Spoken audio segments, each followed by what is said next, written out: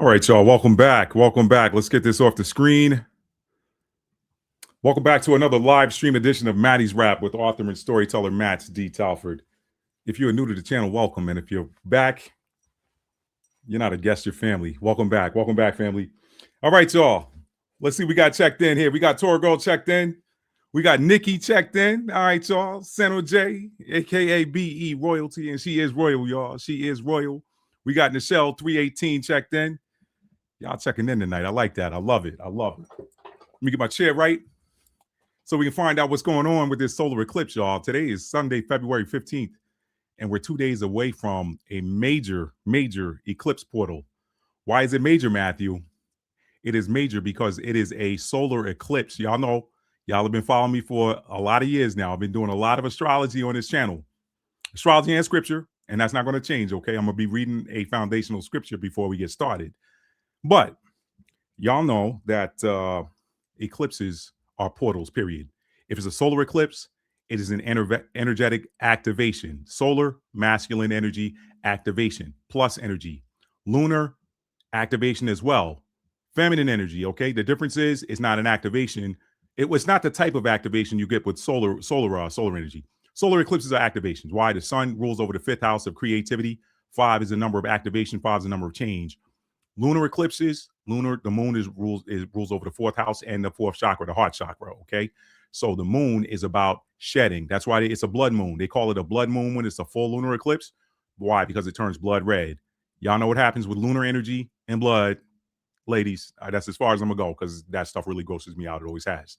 But yeah, y'all know what that is. That's about shedding of old lining so that new lining can, did I say lining? Lord have mercy. Y'all forgive me. Fellas, y'all forgive me if y'all watching this, fellas. Ladies, don't laugh at me. Don't laugh, all right? Shedding of old timelines, okay? Shedding of old energy so that new energy can spring forth, okay? Just like in nature, we shed the old so that new life can take place, so that new life can be implanted. So that is how these eclipses work together. The solar eclipses are activations. The lunar eclipses are shedding of old energy, okay? So that new energy can take place, take root. Okay. Nikki laughing. I'd be laughing too, Nikki. If I was where you at, I'd be laughing too. I kind of fumbled that one. Okay. All right. I'm gonna just say, what's up, Karen? Save me. Somebody come in and save me. Somebody, one of y'all that rock with me, come in and save me. All right. All right. Because I'm not comfortable in those waters. No pun intended. All right. Anyway. So y'all, we're going to be back talking about a lunar eclipse because there's a lunar eclipse coming up in about 2 weeks in March, okay? So we're going to be back talking about that. I know y'all missed the moon videos. I know y'all miss them, but I'm not disappointing. This is technically a moon video because it is the new moon that eclipses the sun, right? But with the solar eclipses, I don't typically talk about activations or manifestations or seed planting like we used to do last year with the new moon videos. Why? Because the solar eclipses kind of take care of themselves. Now, you can still do manifestation if you want, but that solar eclipse is a change portal that is being forced upon you via the Most High, via the Creator, via the clock that he put in place way back when this realm that we live in called Earth was created, okay? When he put that firmament up there and put these heavenly bodies inside the firmament, okay?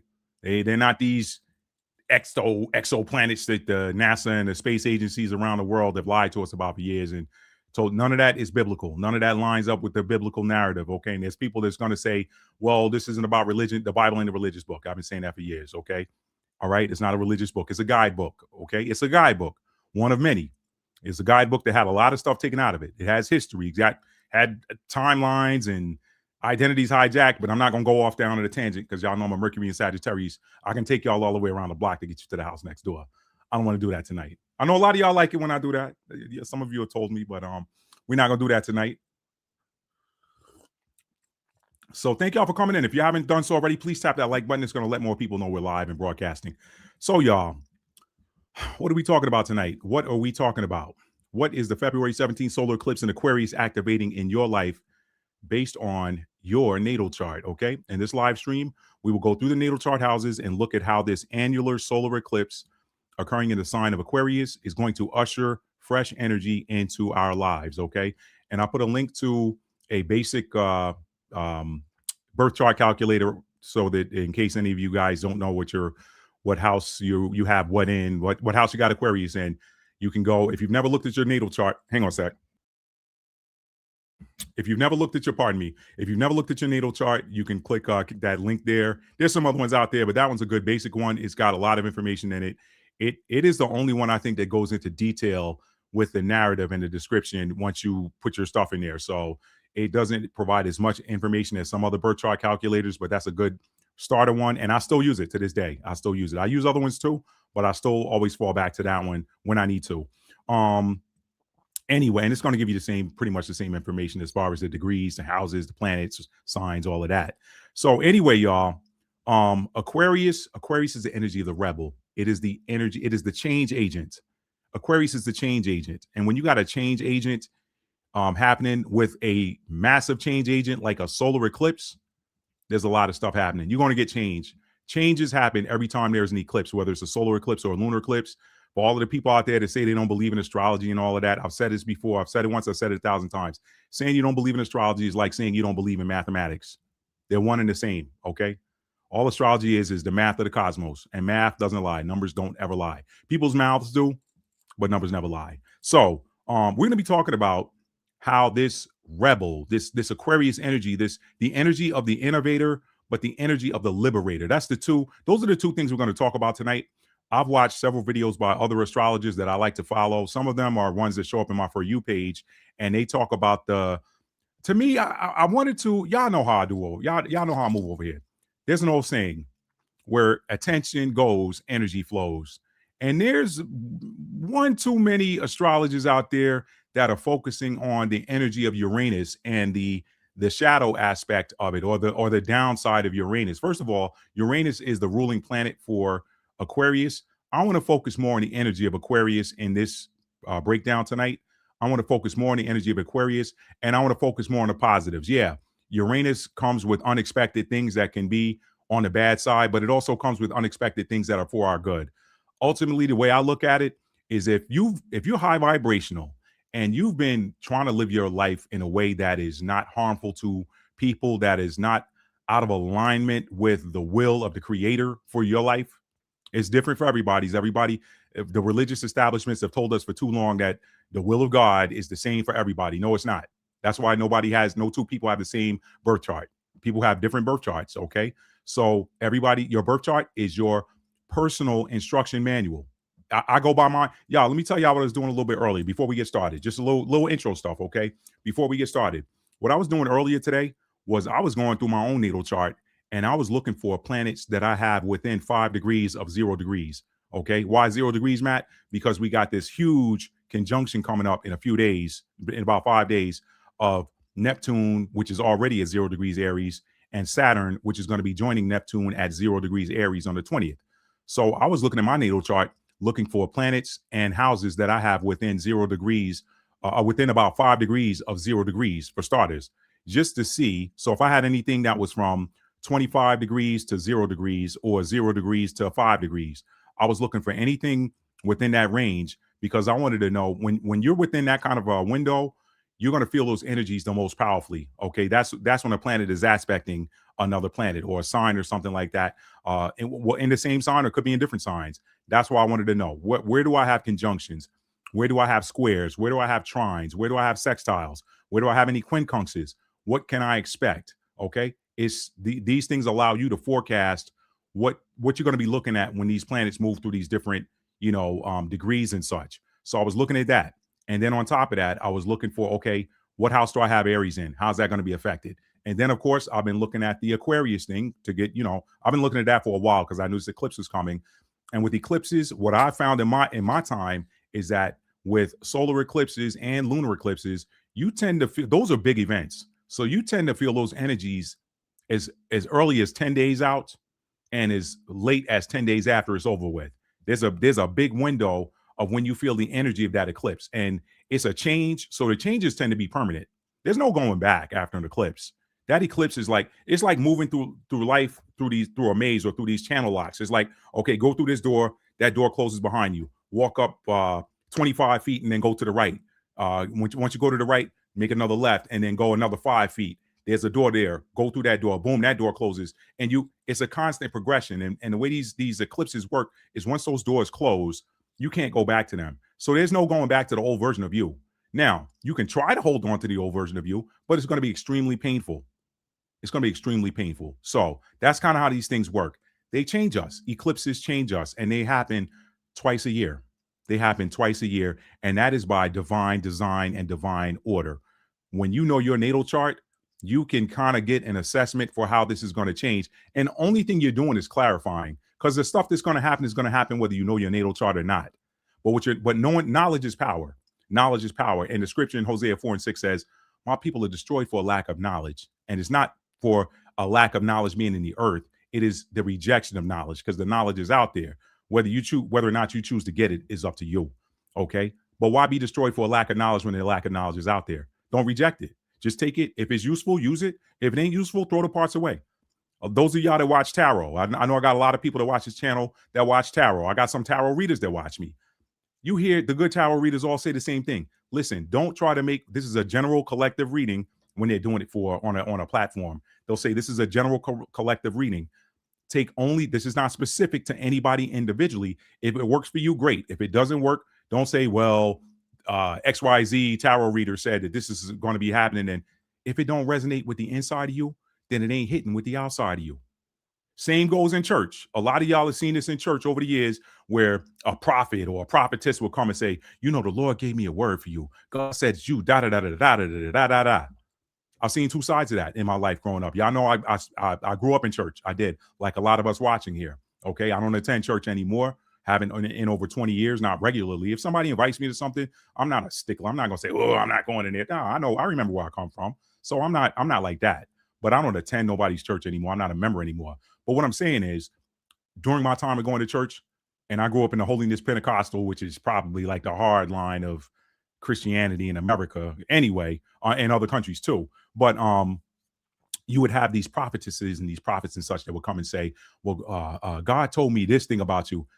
If it's accurate, you looking like, how do they know that about me?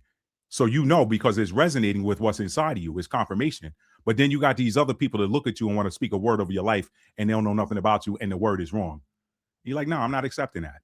Okay, that's how projection works. Don't ever let somebody project something on you that ain't resonating with the inside of you. If it's resonating with the inside of you, then they're not projecting. They're just confirmation. Okay, that's a story for another day. But speaking of tarot, those of y'all, those of you that do watch tarot, when you get done, I got another channel, and I did a solar eclipse in Aquarius reading a few days ago, all signs. So if look through your chart, and you can go through all of those signs, wherever you got one of those placements, you can look in there and see if there's some information there for you. There may be some messages or some information there for you. Very powerful reading. Okay. So that being out of the way, let's get ready to get started. Okay. Thank you all for being here tonight. All right, let's get my notes open. I don't have a lot of notes. I will read a foundational scripture, and then I'm going to give you guys a little backstory to tell you that I'm going to give you some personal examples. And y'all know I don't get too personal on this channel a lot. I value my privacy. How do you know? Y'all hear me? A lot of y'all hear me say on here a lot. I'll give you my big three. I do it a lot. I'm a Capricorn sun, a Cancer moon, and a Libra rising. If I'm a Libra rising, then what I have in my second house of values is Scorpio. Okay. What does that mean? That means I value my privacy. All right. So that's why a lot of y'all, I don't want anybody to ever think that I'm being dodgy or anything like that. It's not that. I just value my privacy, and I'm hardwired to value my privacy. Okay. All right. So that being said, let me jump in here, y'all. Let me jump in here. Okay. Now we're going to start with the foundational scripture tonight. Job 38. This comes from Job chapter 38. And we're going to begin at verse 4 and read through verse 33. So if you all want to write that down for yourselves for reference, go back and look at it later. And remind me if I forget to come back to that whole reference manual. I feel like I got off of that a little bit too soon. Oh, no, I didn't, because I told you I was looking at different stuff in my chart to find out how this Saturn Neptune conjunction was going to affect me personally, as well as the eclipse coming up. So again, your natal chart is your personal instruction manual. It's your user's guide for your life. Don't let anybody tell you anything different. It's a user's guide. A lot of people out there flying blind, walking around blind, bumping into walls and stuff, when they could review their natal chart and say, oh, okay, This is why I'm like this in this certain scenario. Okay, maybe I need to avoid these scenarios, and these scenarios over here are beneficial for me based on how I am wired. And your natal chart tells you how you're wired and what you came here to do. That's pretty much what it is. Okay, and what lessons you came here to learn. Saturn, that's a story for another day. So let's get into this foundational scripture. It comes from the book of Job, again, chapter 38. And we're going to begin at verse 4 and read through 33. And I'm going to share that to the screen. Joe, Mac, what's up, brother? What's up, brother? I needed you like 6 minutes ago when I was fumbling on some stuff that I really don't feel comfortable talking about. I could have used your help, Jojo, but it's all good. When you go back, you're probably gonna laugh if you look at the beginning of that. But anyway, all right, y'all. So let's get started. Let's get this party started. I'm sharing to the screen. Thank y'all for being here. Really appreciate you guys. And anybody just coming in, please tap that like button. It's going to help me out a lot. Let people know that we're out here. Let's see. Bible study. Boom, right there. All right. Job chapter 38, verses 4 through 10. This is the Most High talking to Job. Okay. Remember, Job was struggling. Yeah, a lot of y'all know the story of Job. A lot of us know the story of Job. Let me rephrase that. A lot of us know the story of Job. Okay. Job was struggling. Job was this man that the Most High set up. He was put through a trial. He had all his stuff taken away. I'm going to jump around a little bit. Y'all know I'm a Mercury and Sagittarius and a third house Sagittarius. So that's double Sag energy in house and planets that control communication.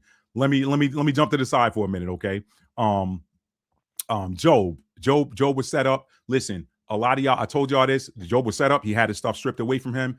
Let me say this. If you've never heard this anywhere else, because I started saying something, I remember now, and I got away from it. If y'all have been out here high vibrational, you've been doing the right thing, you've not been trying to cause any harm to anybody, whatever. When something happens to you out of the blue, suddenly, that seems like it's bad, please know that it is setting you up for an upgrade. Please know that. Please know that. If you've been doing the work, the Most High don't play with nobody like that.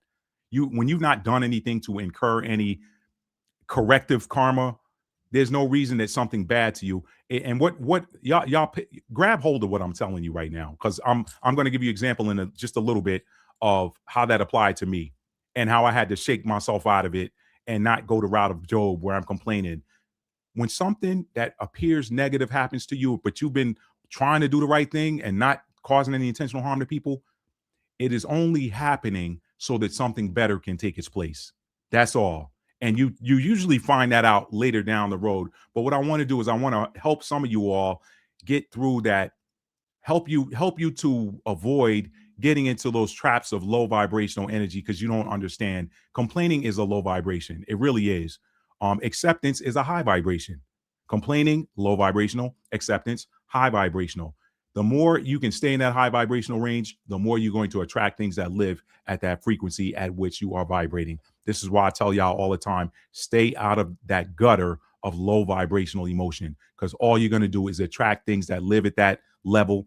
And you're sending a signal out to the universe that says, the longer you sit in those emotions, the longer you sit in any emotion, you are sending a signal to the universe that says, I like this energy I'm in. Give me more stuff to keep me in this energy. Okay. The quantum field is, have y'all heard where people say that your body, like your cell, the cells in your body can't tell the difference between when you are playing and when you are being serious. So therefore you should always watch your words.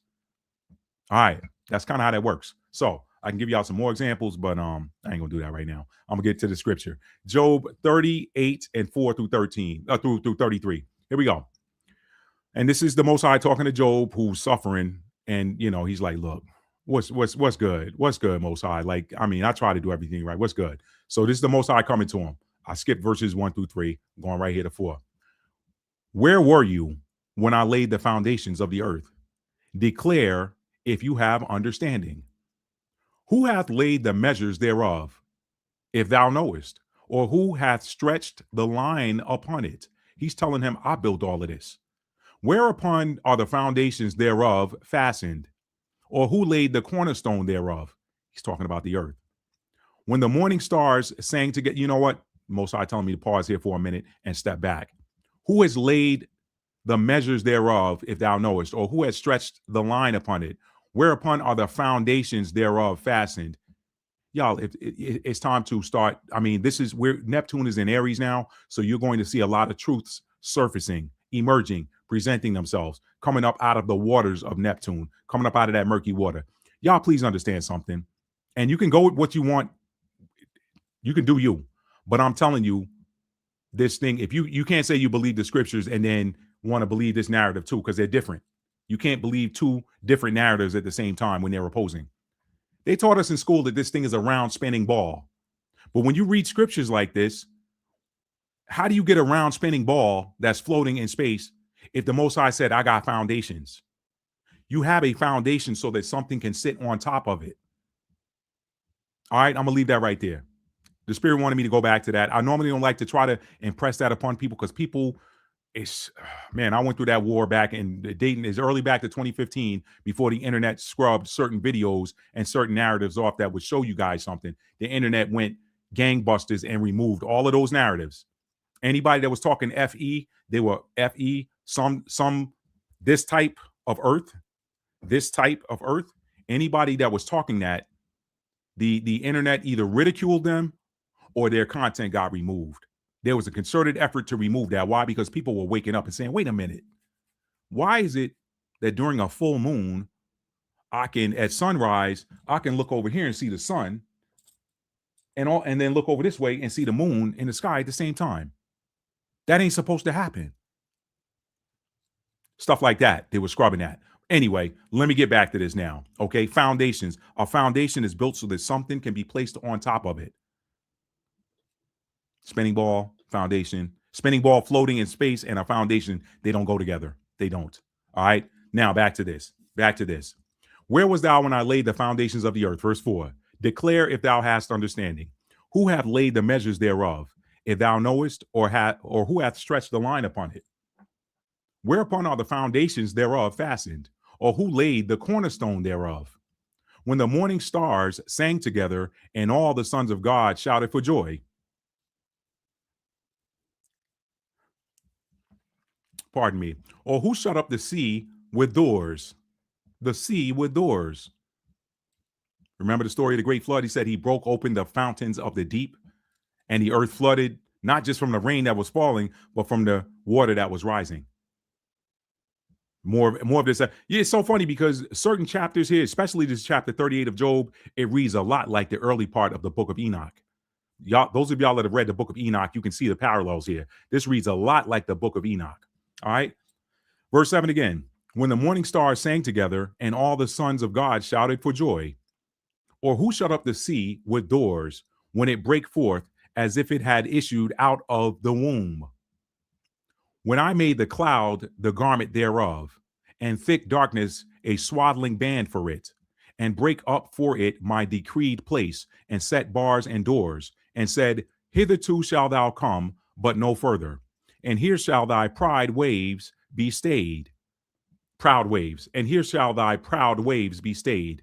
Hast thou commanded the morning since thy days? Have you ever commanded the morning to come? He's talking to Job. And caused the day spring to know his place, that it might take hold of the ends of the earth, that the wicked might be shaken out of it. It is turned as clay to the seal, and they stand as a garment. And from the wicked their light is withholden, and the high arm shall be broken. Hast thou entered into the springs of the sea, or hast thou walked in the search of the depth? Have the gates of death been opened unto thee, or hast thou seen the doors of the shadow of death? He's talking about real energetic portals that separate life from death, life from the afterlife. Verse 18, hast thou perceived the breadth, the width, the wideness of the earth? Declare if thou knowest it all. Tell me, if you've seen or perceived the width of the earth, how wide it is, that's what breadth means. Tell me, Job. Verse 19, where is the way where light dwelleth? And as for darkness, where is the place thereof? That thou shouldest take it to the bound thereof, boundary, and that thou shouldest know the paths to the house thereof. Knowest thou it because thou wast then born, or because the number of thy days is great? Hast thou entered into the treasures of the snow, or hast thou seen the treasures of the hail? Meaning where it comes from. That's what this means when it says treasures. Has thou entered into the treasures of the snow? Have you entered into where the snow comes from? Or hast thou seen the treasures of the hill? Have you gone into the vaults where I send hail upon the earth, which I have reserved against the time of trouble, against the day of battle and war? By what way is the light parted, which scattereth the east wind upon the earth? Who have divided a watercourse for the overflowing of waters, or a way for the lightning of thunder, to cause it to rain on the earth where no man is, on the wilderness wherein there is no man, to satisfy the desolate and waste ground, and to cause the bud of the tender herb to spring forth? Hath the rain a father? Or who hath begotten the drops of dew? Out of whose womb came the ice, and the hoary frost of heaven? Who hath gendered it? The waters are hid as with a stone, and the face of the deep is frozen. Could he be talking about those glaciers? Here's the kicker, y'all. Verses 31 through 33. Canst thou bind the sweet influences of Pleiades, or loose the bands of Orion? Talking about two constellations in the nighttime sky. Canst thou bring forth Mazzaroth in his season? Mazzaroth is the 12 zodiac signs. That's what Mazzaroth is. Or canst thou guide Arcturus with his sons? Arcturus is another constellation, and the sons are stars within the constellation Arcturus. Verse 33.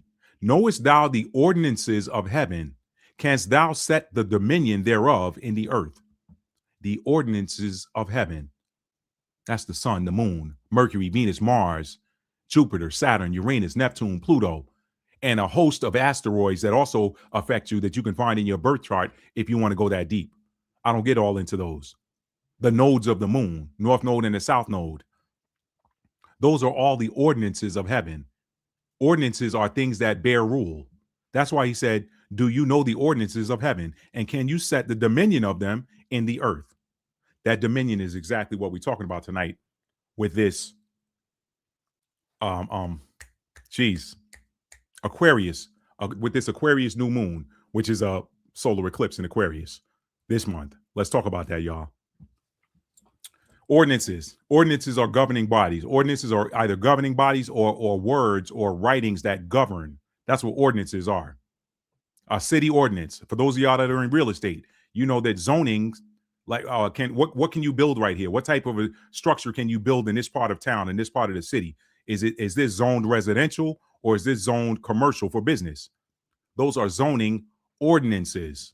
Well, guess what? The ordinances of the heaven, they bear rule over the earth. And because we have those same energies inside of us, we are energy bodies. We treat this flesh suit like it's a thing that is independent of, it's just a thing with breath in it. It's more than that.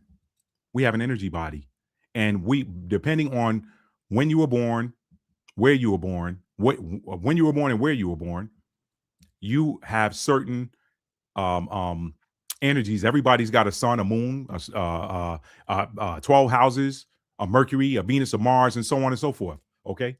Everybody will, if you were born underneath that, then they influenced you. So that's for all of the people that are naysayers that tell you they don't believe in astrology. Just keep it moving. You ain't even got to argue with them anymore. It's okay. They're still going to be influenced by it. It's okay. It really is. Now, y'all, I'll see y'all over there in the chat. I'm gonna get back to that. Yes, it does need to be understood, Karen. That is correct. Now, let's here's what we're gonna do next. I wanted y'all to read that so y'all can write that down. But that Job 31 through 33, anybody that says, anybody that ever comes to you, anybody that's trying to proselytize you or tell you why you need to give up whatever it is that you're talking about and get back in church, and you telling them about, hell, I'm a Capricorn sun, Cancer moon, of Libra rising. Well, I'm a whatever Jesus made me. I've heard people say that in response or whatever, and I'm like, Jesus made you? Anyway, let me not get on my soapbox, okay? I send them to that scripture, and they don't know what to say after that. They got nothing to say. They usually move on to something else. They try to switch it up, and I don't spend a lot of time debating with people anymore because it ain't even worth my time at this point. Everything is changing, and the trigger point is here in February 2026. Y'all gonna see it. It's already happening. So let me give you all some evidence of the effects of these transits. Since we just read something about the ordinances thereof, let me give you what it looks like real time. Okay. Let me first talk about Uranus and Taurus, because we talked about that. Uranus is the planet of sudden, unexpected activity, with it being the ruling planet that rules over the sign of Aquarius. I like to call Uranus the liberator. Okay, the liberator. Aquarius energy. Aquarius energy comes in to undo and then redo structures and systems that do not serve humanity, that were established by another sign before it. Okay. Uranus, I keep trying to say Arcturus. Aquarius comes right after Capricorn. Capricorn is about rule, order, structures. It's ruled by Saturn. So it's about doing things in a structured, in a certain type of way, doing it by the rules or whatever. But what Aquarius does is it comes in and it looks at the effect of those rules. And if the effects of those rules are not harmonious to humanity, to the greater collective, Aquarius, which is a extremely selfless energy, anybody that knows an Aquarius will tell you that they're extremely selfless. Okay, for the most part, when they're high vibrational, they're extremely selfless, especially the Aquarius females. No knock on my Aquarius fellas out there. No knock. I know a lot of Aquarius fellas who are high vibrational, very selfless. But the women, I think they take that another notch.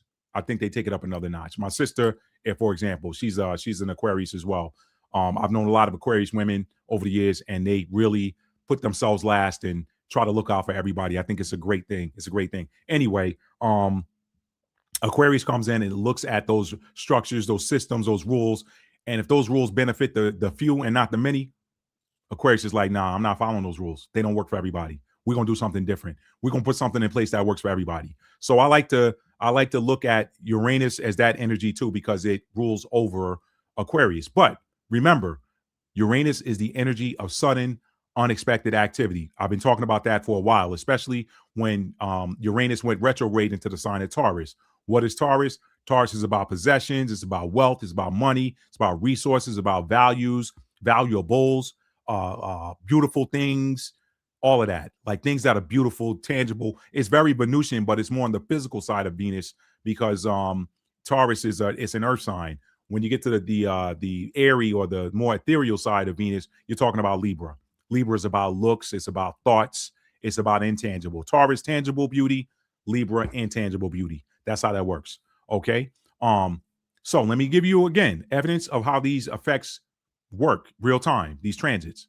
We know that Uranus is retrograde in Taurus. What does that mean? That means the retrograde means that the planet is spinning the block to do something that needs to be done that perhaps was not done the last time the planet was in that sign. Okay, basically speaking. Now, Uranus, sudden, unexpected activities. Taurus, money. That could go to the good or that could go to the painful. Let me tell y'all something. While we're under this Uranus in Taurus transit, I had not one, but two incidents happen in my home that required me to file insurance claims. Two of them. Both of them had to deal with water, which is interesting because Neptune in Aries, Neptune is water. Aries is the ram. The ram is conflict energy. Okay. Neptune, water. Uranus sometimes can deal with things of that nature, floods, tidal waves, tsunamis, that sort of thing. It can kind of work together in conjunction with Neptune sometimes. But here's the thing that happened. I had a broken shower valve. I had a shower valve break that caused water damage that had to be repaired. I had to file a claim. Not long after that, when we had that freeze hit the southeast or whatever, came across the country, boom, had a pipe freeze that ended up breaking when it thawed out, more water damage. Okay, so I had to get that fixed. But here's the interesting thing. What I told y'all earlier, a lot of astrologers look at the negatives. They're like, man, look out for this happening. I don't focus on the negative, because where attention goes, energy flows. I know there's a shadow side of every energy out there. I know that because there's no such thing as light without dark. So I know there's a shadow side, but I don't focus on the shadow. I focus my attention on the things that I want to appear in my life. I focus my attention on the high side, not the low side. I'm not stupid to the fact that the low side is out there. I'm aware that something could happen based on whatever my divine purpose, my life path, all of this other stuff. Something could happen. But what did I just tell y'all? When you're high vibrational and you're trying to do the right thing, if something negative happens, it ends up being for your good. So here's what happened. Remember, Taurus is the energy of, valuables, possessions, things like that. Uranus, sudden, unexpected activity. Those two things resulted in me getting home improvement. Home improvement. New bathroom. New shower. New new sheetrock and all of this stuff, whatever, which meant I got a new paint job with it. So all of this ended up being paid for. So when I told some of y'all that this Uranus spinning the block in Taurus was going to upgrade some of y'all, I meant that. But guess what? That upgrade came on the heels of something that was very painful. And I'm like, I was in my Job moment for a minute. I'm like, Lord, why is this happening? Why is this happening all of a sudden? Like, I mean, the shower thing, boom. And then 2 weeks later, here's the frozen pipe. What is going on? But then I took a step back. And this is why I tell y'all too, especially when y'all got those master manifestor placements, when y'all got like placements that are excellent at alchemizing and manifesting, life path number 8. Any scorpionic placements you got, if you've got or if you're if you've got if you're a Scorpio rising, that would put that's going to put Gemini in your 8th house of manifestation as well. The 8th house is manifestation, lives in the 8th house too. So somebody who's a Scorpio rising can speak things into existence. Why? They can speak things that they want to attract into their life just by speaking it. Because you got Gemini sitting in that house of manifestation, the 8th house. So you got to be careful when y'all making certain statements and things that you want to appear, because weeks before that, I was walking through my house and saying, I'm ready for some new stuff in here. I am ready for some new stuff in here. I didn't think it was going to come like that. But guess what? I got new stuff. So I wanted to show y'all real time how this stuff works. This Uranus and Taurus, I can't give you a better example. Sudden, unexpected activity. But guess what? It liberated me from the old and blessed me with the new. I told you Uranus, Aquarius energy, it liberates. Now, these eclipse energies. Let's talk about how these eclipse energies are felt sometimes weeks in advance of the actual event, okay? My chart, I'm sharing a lot about my chart with y'all tonight. I have Aquarius in my 4th house. It is intercepted in my 4th house along with Capricorn, okay? So with this solar eclipse transit incoming with in the sign of Aquarius, Aquarius is the innovator as well. It looks for new ways to do things. Aquarius energy is all about doing things a new way, okay? Doing things a new way. Leo creates. Aquarius, which sits opposite Leo, innovates. So here I am with this Aquarius in my 4th house, and I just noticed lately, y'all, 4th house is the house of home, family, emotions, all of that stuff. And Aquarius is that energy of innovation. It's that energy of liberation. It's that energy of just finding new, improved ways of doing things. Y'all, I got to tell you, some of these dishes that have been coming out of my kitchen over the last just week and some change have been shocking me. I'm like, if you went to a restaurant and got this, you'd be paying a minimum of about $30 to $35 a plate. And I'm cooking this stuff at home and not spending a lot of money on the ingredients. It doesn't stop. It hasn't turned off. Been making my own pizza at home, doing it, making pizzas that I can't get at a pizzeria. I'm like, whoa, that was good. Pasta, I typically make pancakes every Sunday, or at least 3 Sundays out of the month. I'll make pancake. Sunday's my pancake day. I'll do Sundays pancakes or homemade waffles, whatever. Y'all, today I made some apple spiced pancakes.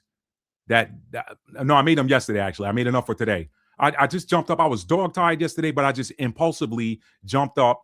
Impulse, right? Impulse. I got Aries in my 6th house of daily tasks, routines, or whatever. Aries is impulse energy. On an impulse, as tired as I was, I said, you know what, man? I want some pancakes. I want some big pancakes, man. Boom, jumped up, energy out of nowhere, made these apple spice pancakes that were perfect. Made them from scratch, whipped them up in about 5 minutes. Yeah. So again, but what is that? That's that incoming eclipse energy. Eclipses are change portals. This is an eclipse. Eclipses are activations. So what this eclipse is doing is it is activating my fourth house because I have Aquarius in the fourth house. So again, I wanted to give y'all some real-time examples of how these cosmic transits affect us. Now, when I go through these houses, y'all are going to see, okay? So I am going to take a pause real quick, check the comments, and then I'm going to run through the houses. I know this was a long intro, but this will be time-stamped when this video is over. And I'm also going to trim out the little song part in the beginning and all of that stuff. So this will be time-stamped within 24 hours. Y'all know I usually like to give a 24-hour window before before you see those timestamps in there. But y'all know my vibe already. A lot of times I'm gonna spoil y'all because I love y'all like that and go in there and put them bad boys in there right after the live is over. So let me check the comments and then we're gonna run through these houses, y'all, and wrap this video up. Thank y'all for being here and thank y'all for listening. I know that was a long intro. All right, let's see what we got here. Let's see what we got. Let's see. Torva girls in the house, y'all. Bernadette's in the house, y'all. Hot shots in the house, y'all. Y'all checking in over here. Appreciate y'all. I appreciate y'all. All right, let's see. You're absolutely right. I'm an Aquarius. I'm extremely selfless. Yep, hot shot. Absolutely. Absolutely. Let's see. Let's see what else we got here. Okay, I'm behind. Let me go back. Let's see. Let's jump in right here. I'll just jump in right there. What's up, Bernadette? Let's see. What's up, Bella? I didn't see you in there. Snuck in there. What's up, Bella? Thank you for being here. All right. Said the Most High hates murmuring. Look what happened with our ancestors in the wilderness when they complained. Exactly. Tor Girl said, yes, the quantum field doesn't know if it's good or bad when we speak. It just hears a command. That's exactly right. That is exactly right. Okay. I saw that one. Let's see. Let's see. Right. I saw that one. I've learned this and always watch my words. That's exactly right, Nikki.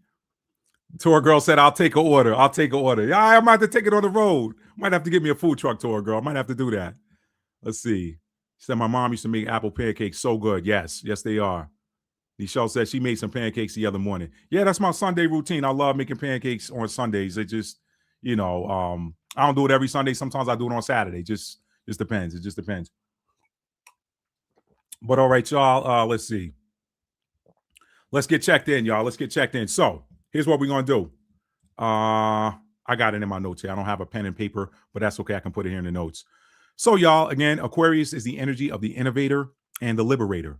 It comes in to break with tradition, break with structures and norms that are restrictive such that they work against us instead of working for us. That's what Aquarius does. Let me read that again. Reading from our notes. Aquarius is the energy of the innovator and the liberator. That's what I'm focusing on tonight. I'm not focusing on any of the low vibrational shadow things that happen with Uranus. I know Uranus. I know Uranus is the ruling planet for Aquarius, but we're only going to talk about the high side of it.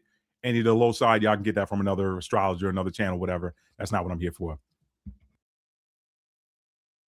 Pardon me.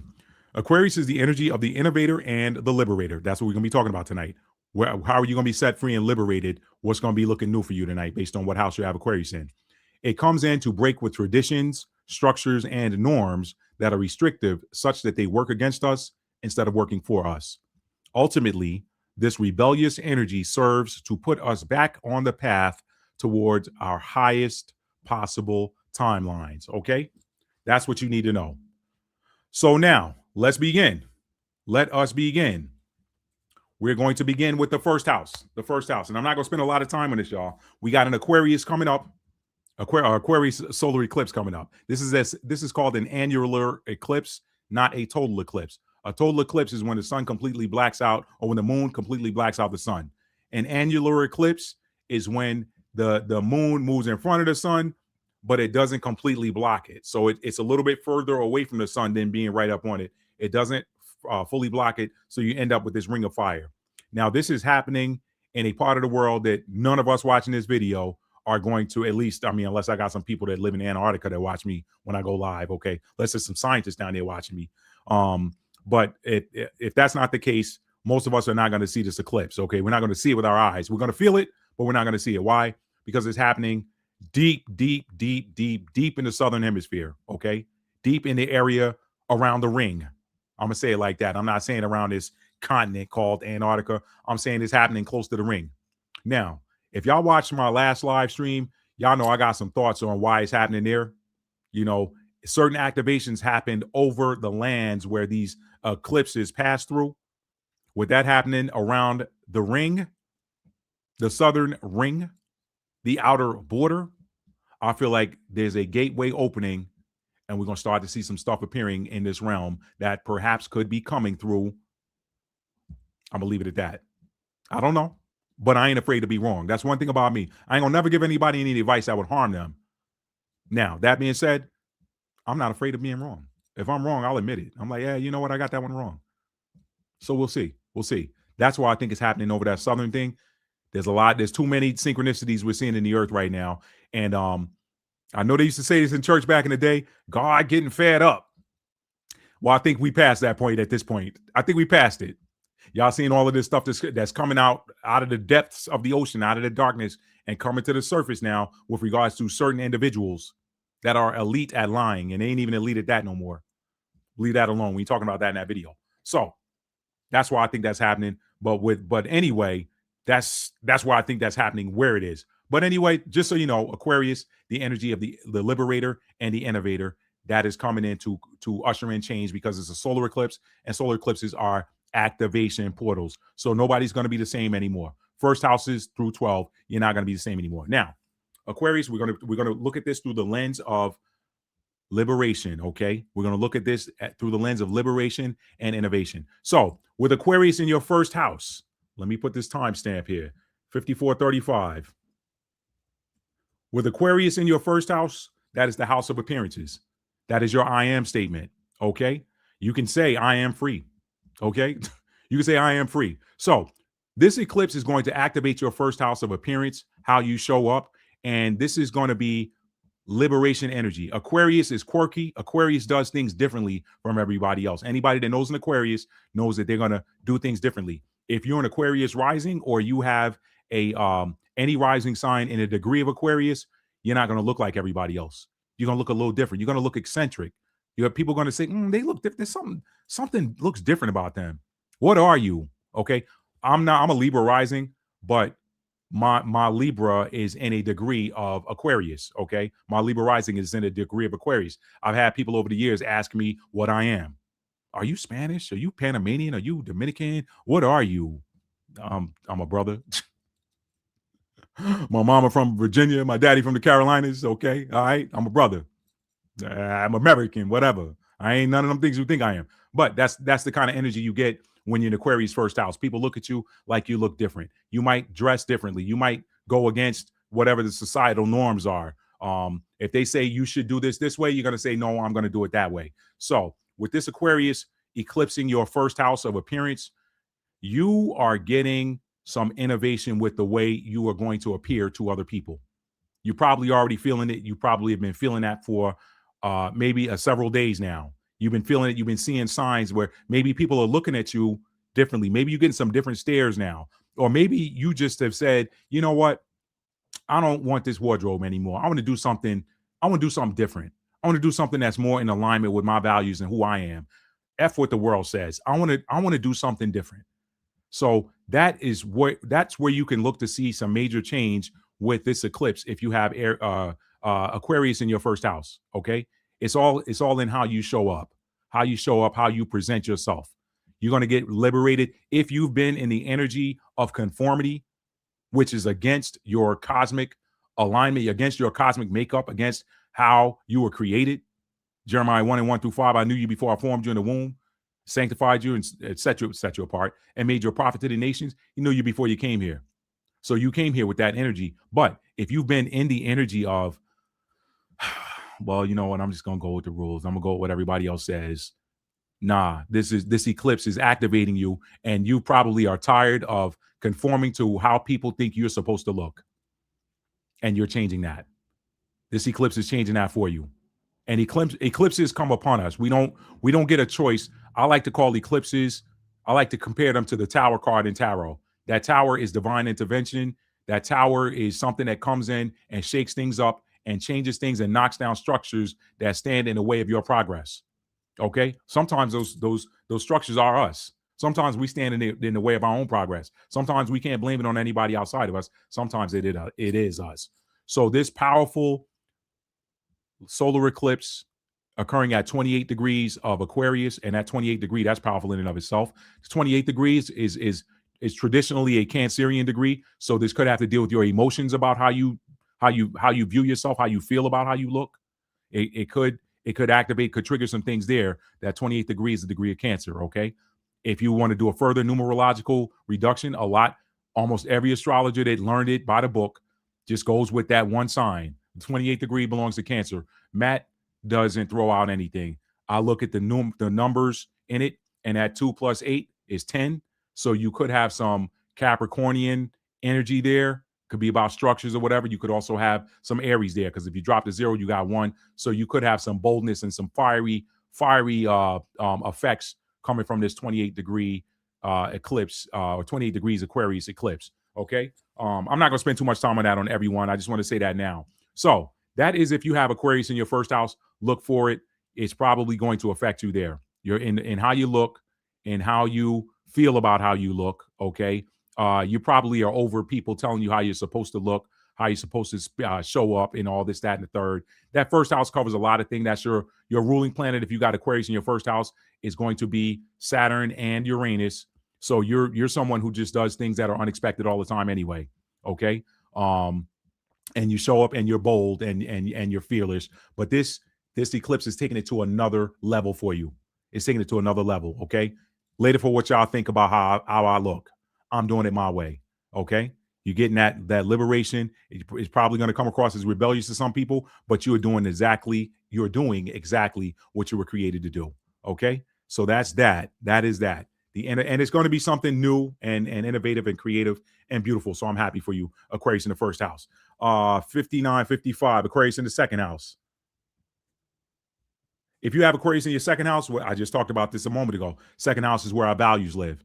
That's our value statement. First of all, if you got Aquarius in your second house, that already tells me that you're someone who values being different. You not only do you value being different, you value people who are different. Okay, you value doing things going against the norm. Following the norm is boring for you. Okay, that's Aquarius generally speaking. I mean, if you're an Aquarius sun, moon, or rising, that's you generally speaking anyway. And Aquarius Mars as well. That's you generally speaking anyway. But with Aquarius in your second house of values, you may be somebody that makes your money in an unconventional way. You may be someone who gets money in an unconventional way. You may be someone who likes to collect things that others might consider eccentric or wild or a little bit off the cuff, all of that. So with this eclipse activating your second house of values, when we're talking about looking at this through the lens of innovation and liberation, you might find a new way to make your money. Okay, you might not have been somebody that was into crypto or something like that. You may get into it, although all of this stuff's getting ready to go away because it's part of the Daniel chapter 2 prophecy. But until that happens, you may find some innovative new way to get money or to accumulate wealth. Okay, or you just may this may be activating something where you just want to go. You haven't done it. Maybe there's something you've always wanted to acquire that looks different or is different from what everybody else has. This eclipse is activating that energy in you. Remember, with it being at 28 degrees Aquarius, it's going to affect your emotions about these things. Okay, so that is one of the things. It probably may even activate the things that you care about, the things that you find valuable to you, the things that, remember, the second house. I like to say the second house ties to that passage of scripture that says, where your treasure is, there will your heart be also. Okay, your treasure lives in the second house, and with this being a 28 degree eclipse, that's the heart. That's the heart chakra. Cancer, that's the heart chakra. So you're gonna this is gonna do something for you. This eclipse is gonna activate your second house of values, and it may even liberate you from any outside opinions about what it is that you have or what it is that you want to acquire. Okay, things that, or how you get your money, or just generally speaking, your possessions, the things that you have, the things that you hold close to you, the things that it's your I have statement. Okay, your I have statement. So with this being an Aquarius eclipse, it's going to activate your I have statement. And you guess what? I have freedom. I have the liberty. I have the liberty to get what I want to get. I have the liberty to do what I want to do. It's your I have statement. So this eclipse is giving you I have liberty. I have freedom. I have the freedom to do something completely different or acquire something completely different than what everybody else has or how everybody else gets their stuff. All right. Those are just some ideas. You can look up some more of this stuff. You can look up second house values, what's in the second house, and it'll give you some more ideas with regards to how this eclipse is going to activate you. I don't want to spend too much time on any of these placements tonight. So let's move on to the third house. That's your Aquarius in the second house. Aquarius in the third house, let's go 103. Let's say 103.30. Okay, if you have Aquarius in your third house, what is the third house? Third house is about communication. It's about speaking. It's about communication. It's about learning. Okay, it's about writing. It's about verbal communication. It's also how we think. Okay, your conscious thoughts live in the conscious. Now you got conscious and subconscious. Subconscious is ruled by Neptune and the 12th house. Okay, that's Pisces. But your conscious thoughts are all about your Gemini in the third house. Okay, third house, Mercury. Those are your conscious thoughts. So with Aquarius in your third house of communication, you're already somebody who doesn't talk like everybody else. You're going to talk differently from everybody else. The way you're going to think differently from everybody else. You're going to think more, and that's a good placement too, because communication and technology go together. Communication and technology go together. So you might be somebody that likes to get whatever the latest innovation and technology is, whether it be it a computer or a cell phone or something like that. That's probably something that you've been drawn to your whole life anyway, with it being an Aquarius. And with Aquarius, second house, you may be gone already. But if you're still here watching, Aquarius in the second house, you may also be acquiring some new. This eclipse may activate your desire to grab hold of some new technology or something like that. Okay, that's just a fallback to the second. But now let's go back to the third. So you're already someone who talks, you speak differently, you think differently, you learn differently. You don't learn like everybody else. You got a quirky way that you learn. You got a quirky way that you process information. Information lives in the third house as well. So, but when you're looking at this through the lens of the innovator and the liberator, your throat chakra, if you've had any throat chakra blockages and you've got Aquarius in your third house, you're speaking more boldly now. Remember, boldness comes from Leo too. And wherever you got Aquarius, you got hidden Leo. Wherever you got Leo, you got hidden Aquarius. You got to think about these axes, okay? Every sign, I forget what her name is. Myra's sister, Myra Moss, is it? Myra Moss, I can't remember her name, but it's the older sister. She or mature seasoned sister. She does a lot of astrology talk and things, spiritual talks. She says that there's 6 signs. She says we talk about 12 signs, but there's really 6. I understand exactly what she's talking about. It's like having a quarter. If you got 50 cents on your table, you got 2 quarters. One of them is head side up. The other one is tail side up. Both of them are 25-cent pieces. Okay. So that's kind of how that works. I'm a Capricorn sun, but guess what? Every Capricorn has a hidden Cancer in them. Every Cancer has hidden Capricorn in them. Vice versa, so on and so forth. But with this third house, Aquarius, you're going to find that you're going to be, this eclipse is going to activate that type of boldness in your speech that is going to not just liberate you, but you're probably going to speak up for others as well. I know that's somebody say, well, Matt, others lives in the 11th house, but Aquarius rules over the 11th house. So you got 11th house themes in you everywhere you go. Throughout this entire chart, you got the greater collective in mind. Okay. Maybe with the exception being the first house, but still, even then, I'm not going to go back to the first house. Third house, this eclipse is activating this boldness, this innovation. You might start talking a new way. You might start communicating a new way. You may it may activate some, you may get some new communication technology, or you may want to start to communicate more using technology, even more so than you do now. So you're going to find some way to communicate that is different from everybody else. Some of you may even start writing some books. Some of you all may be writing some books that talk about whatever it is that you're passionate about. Is going to present it to the world differently. Okay. Some of you are going to be activated with that. All of that stuff lives there. Written communication as well as verbal communication live in that third house.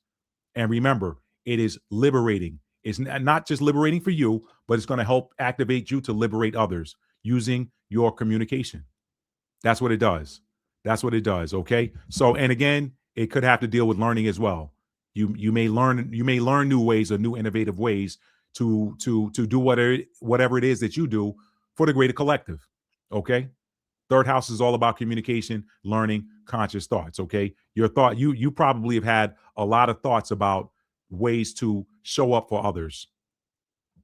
So this is if you've been having those for the last week or so, that is part of this eclipse energy, which is going to peak on the 17th. But it ain't going nowhere because it's permanent change. Eclipses are permanent change. Okay. So that was Aquarius in the third house. Let's go on down now to Aquarius in the fourth house, 10820. Uh-oh. Fat finger in the hair. Okay. 10820, Aquarius in the third house. Fourth house. You got Aquarius in the fourth house, guess what? This is an eclipse where I just talked about it, right? Because I got Aquarius intercepted in my fourth house. You are just getting new ways of doing things at home. New ways of doing things at home. Perhaps even talking about you're probably talking about or thinking about ways to liberate people in your family. You want to help set them free. You want to help represent them. You want to help show up for people in your family. That Aquarius energy is like, hey, you know what? What can I do for the greater collective? This, or you may find some you may be doing away with outdated family dynamics. You know what? This dynamic doesn't serve me. It doesn't serve me. Not only does it doesn't serve me and nor my family. Let's do this a different way. I told you guys about the cooking. Why am I doing? I'm cooking for my family. I'm not just doing it for me. I'm like, you know what, man? Let me make some delicious meals that if given a choice, my home, my family will say, you know what? Rather than go spend money at a restaurant, let's ask Matt what he needs to cook up something. Matt won't even want to know what you're cooking. We know it's going to be good. What do you need me to bring over, ingredients wise? I know you're going to whip it up. Okay, that's an example. So some of you all may be looking at ways that you can be innovative and just new ways of doing things at home, new ways of doing things for your family. It's also going to affect your emotions. Your emotions are gonna be set free. You're gonna be liberated. It's just gonna change the way that you feel about what you feel, how you feel. You know what? Perhaps the way I've been feeling about a lot of things has not served me. And it's not a conscious choice to change. You are changing. I am changing, y'all. I am changing emotionally. Why? Because the fourth. Now I got two signs in there, so there's two different energies in that governing that fourth house. But you know, people tend to look at the cusp and say, "Well, what's on the cusp is the dominant energy," and that is true. But when you got intercepted houses and you only see them in the Placidus house system, which is why I prefer Placidus. I've had a number of astrologers tell me, you need to get away from a Placidus and deal with equal sign, equal house, or whole house, or equal sign. That's going to be more. No. Placidus is showing me some things that those other systems don't show. Why is this like this? Why does this person right here have an intercepted house? Okay, that's a little bit of an aside. But with Aquarius in your fourth house, you're going to get a little bit more. And the other energy with Aquarius, y'all, the moon is the ruler of the fourth house. If y'all know any Aquarius moons, they tend to not get too rattled about anything that's going on, like some stuff that people are emotionally sensitive to. Aquarius moons, they're like, nah, that don't faze me, that don't bother me. And when I look at my own situation, I see, and again, I'm talking about myself a little bit, but I use me for example. I see why I have that Aquarius intercepted in the fourth house. This solar eclipse is activating that part of me that, you know, when you got a Cancer moon, you tend to care about stuff that you wish you didn't care about. You care about everything, care about everybody. You can't turn it off. Well, that Aquarius moon is helping to balance that out. So I'm getting an activation where it's like, hey, Matt, you know what? Maybe you can now detach from this. This thing right here, it doesn't have to affect you negatively because I'm upgrading your ability to be detached. That's the energy of Aquarius moons. The moon rules over the fourth house. So some of you are going to get activations that increase your ability to detach from things that bother other people. It's going to increase your ability to detach. That is liberation. That's a special kind of liberation. That is a special kind of liberation. So when you're getting a liberation in your heart chakra, it is for a reason. Trust it, go with it. Okay? Trust it, go with it.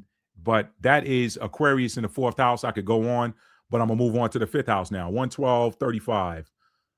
If you have Aquarius in your fifth house, what is the fifth house? The fifth house is ruled by Leo. That is creation. That's our passions, things that we're passionate about, things that we do for fun, things that we enjoy doing, how we spread light into the earth. Leo also happens to sit opposite Aquarius. So this is a little bit of push-pull energy, okay? With this solar eclipse and the Leo rule, the sun rules over the sign of Leo. So this is an interesting dichotomy. If you're a fifth house Aquarius, you are somebody who can be creative for the collective, okay? You have that ability to be creative. Also, the collective, those outside of you, is your passion. If you got Aquarius in your fifth house, that means you're passionate about the entire world. Now's a good time to be passionate about the entire world. So I'm really looking at my fifth house Aquariuses during this solar eclipse. Y'all might be the ones that are ignited to help catapult all of us into that new earth timeline. Why? Because you have the energy of the creator. You have that energy of Leo in the tarot deck is a strength card. So you guys are incredibly strong. Anywhere where you got any sign that you got in the fifth house is going to be a strength for you. Any sign that you have in the fifth house is going to be a strength for you. So if you got Aquarius in the fifth house, you're going to be strong and confident. The fifth house is ruled by Leo. Leo rules over our solar plexus, which is where our confidence, our internal sun, where our confidence lives. You're going to get an upgrade about with regards to your confidence and your ability to create for the collective. Okay, it's interesting because Leo wants the spotlight, wants the attention. Aquarius doesn't. So when you got when you got Aquarius in the fifth house, that kind of that shines the light on you as being someone who's very humanitarian. Even though you're doing things for others, you don't get to sit in the background like that fifth house is putting you in the spotlight with regards to that thing.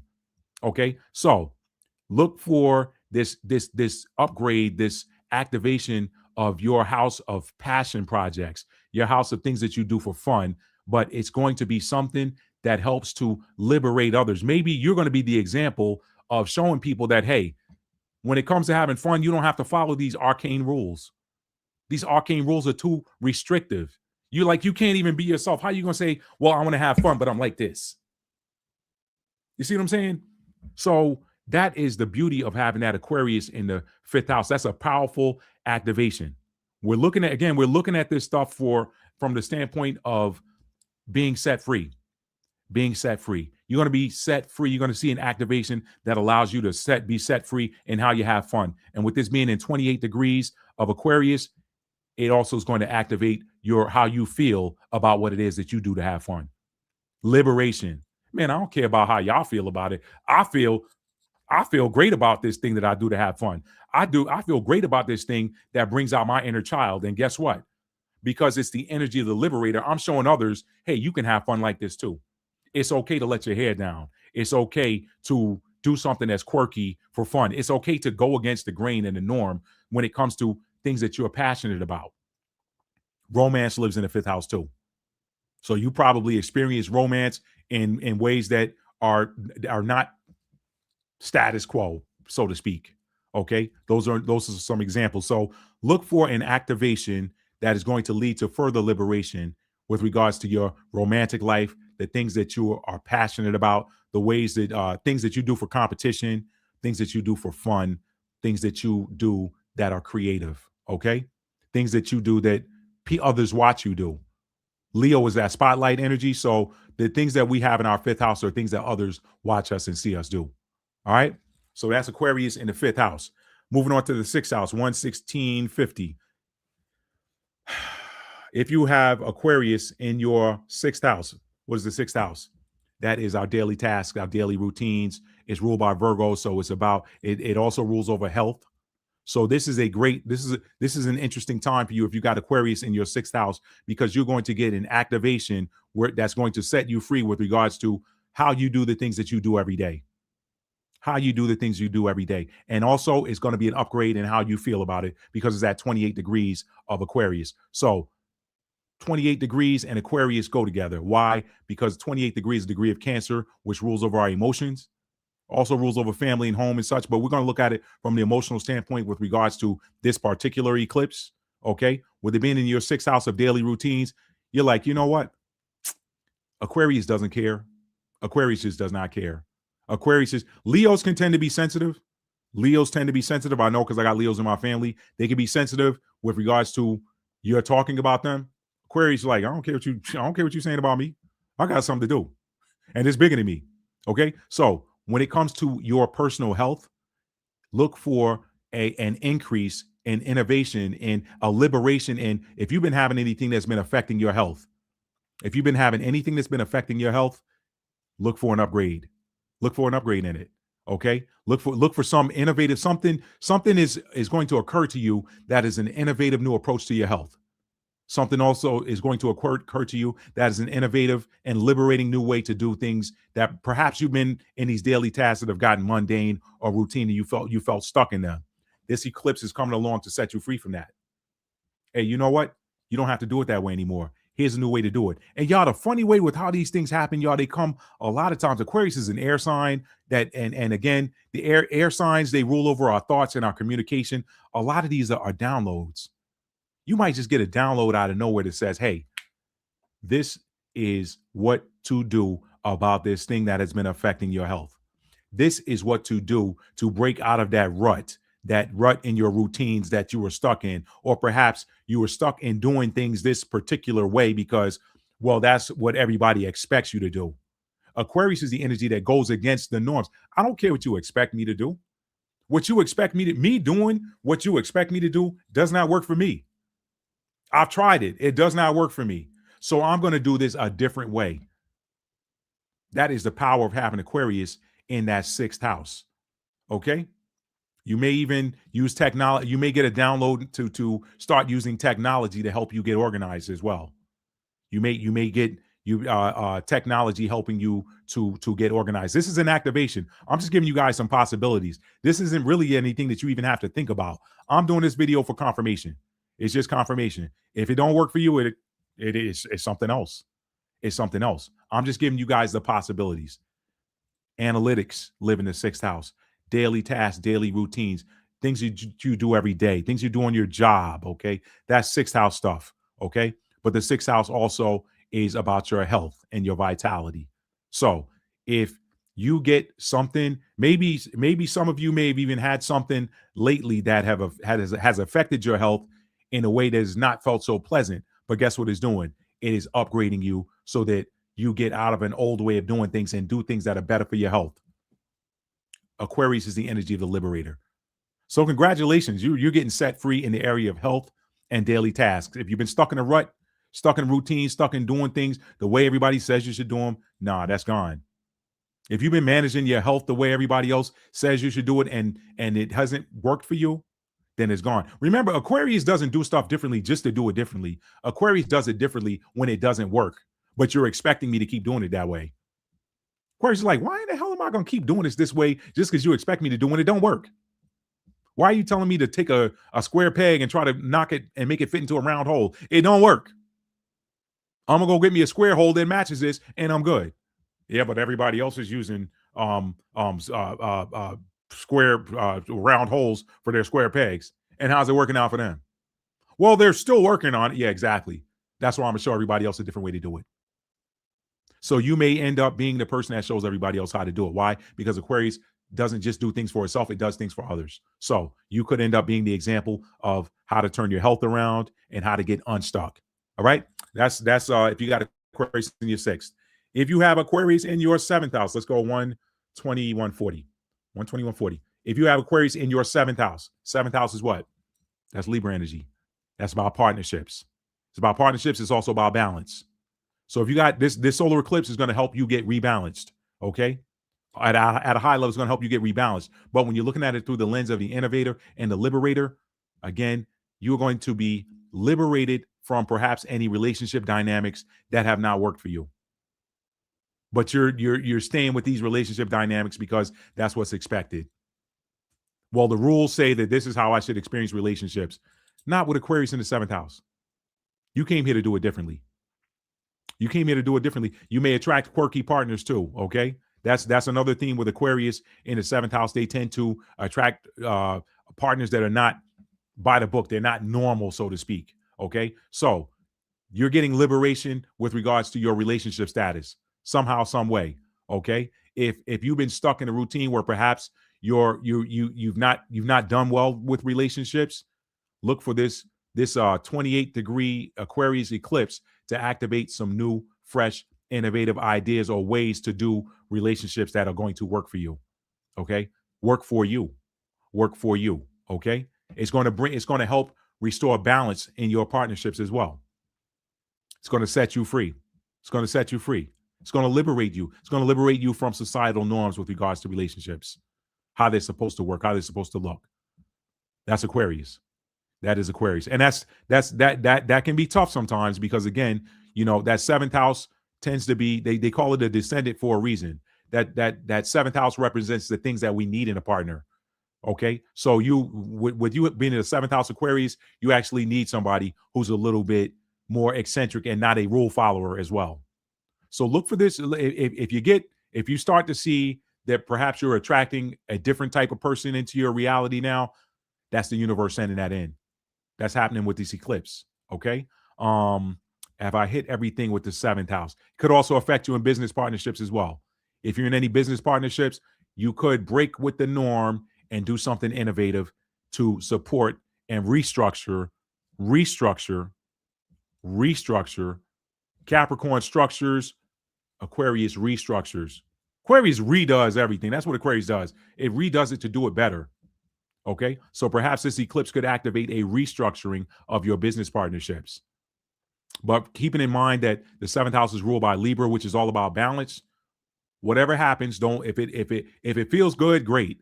If it doesn't feel good, don't say woe is me.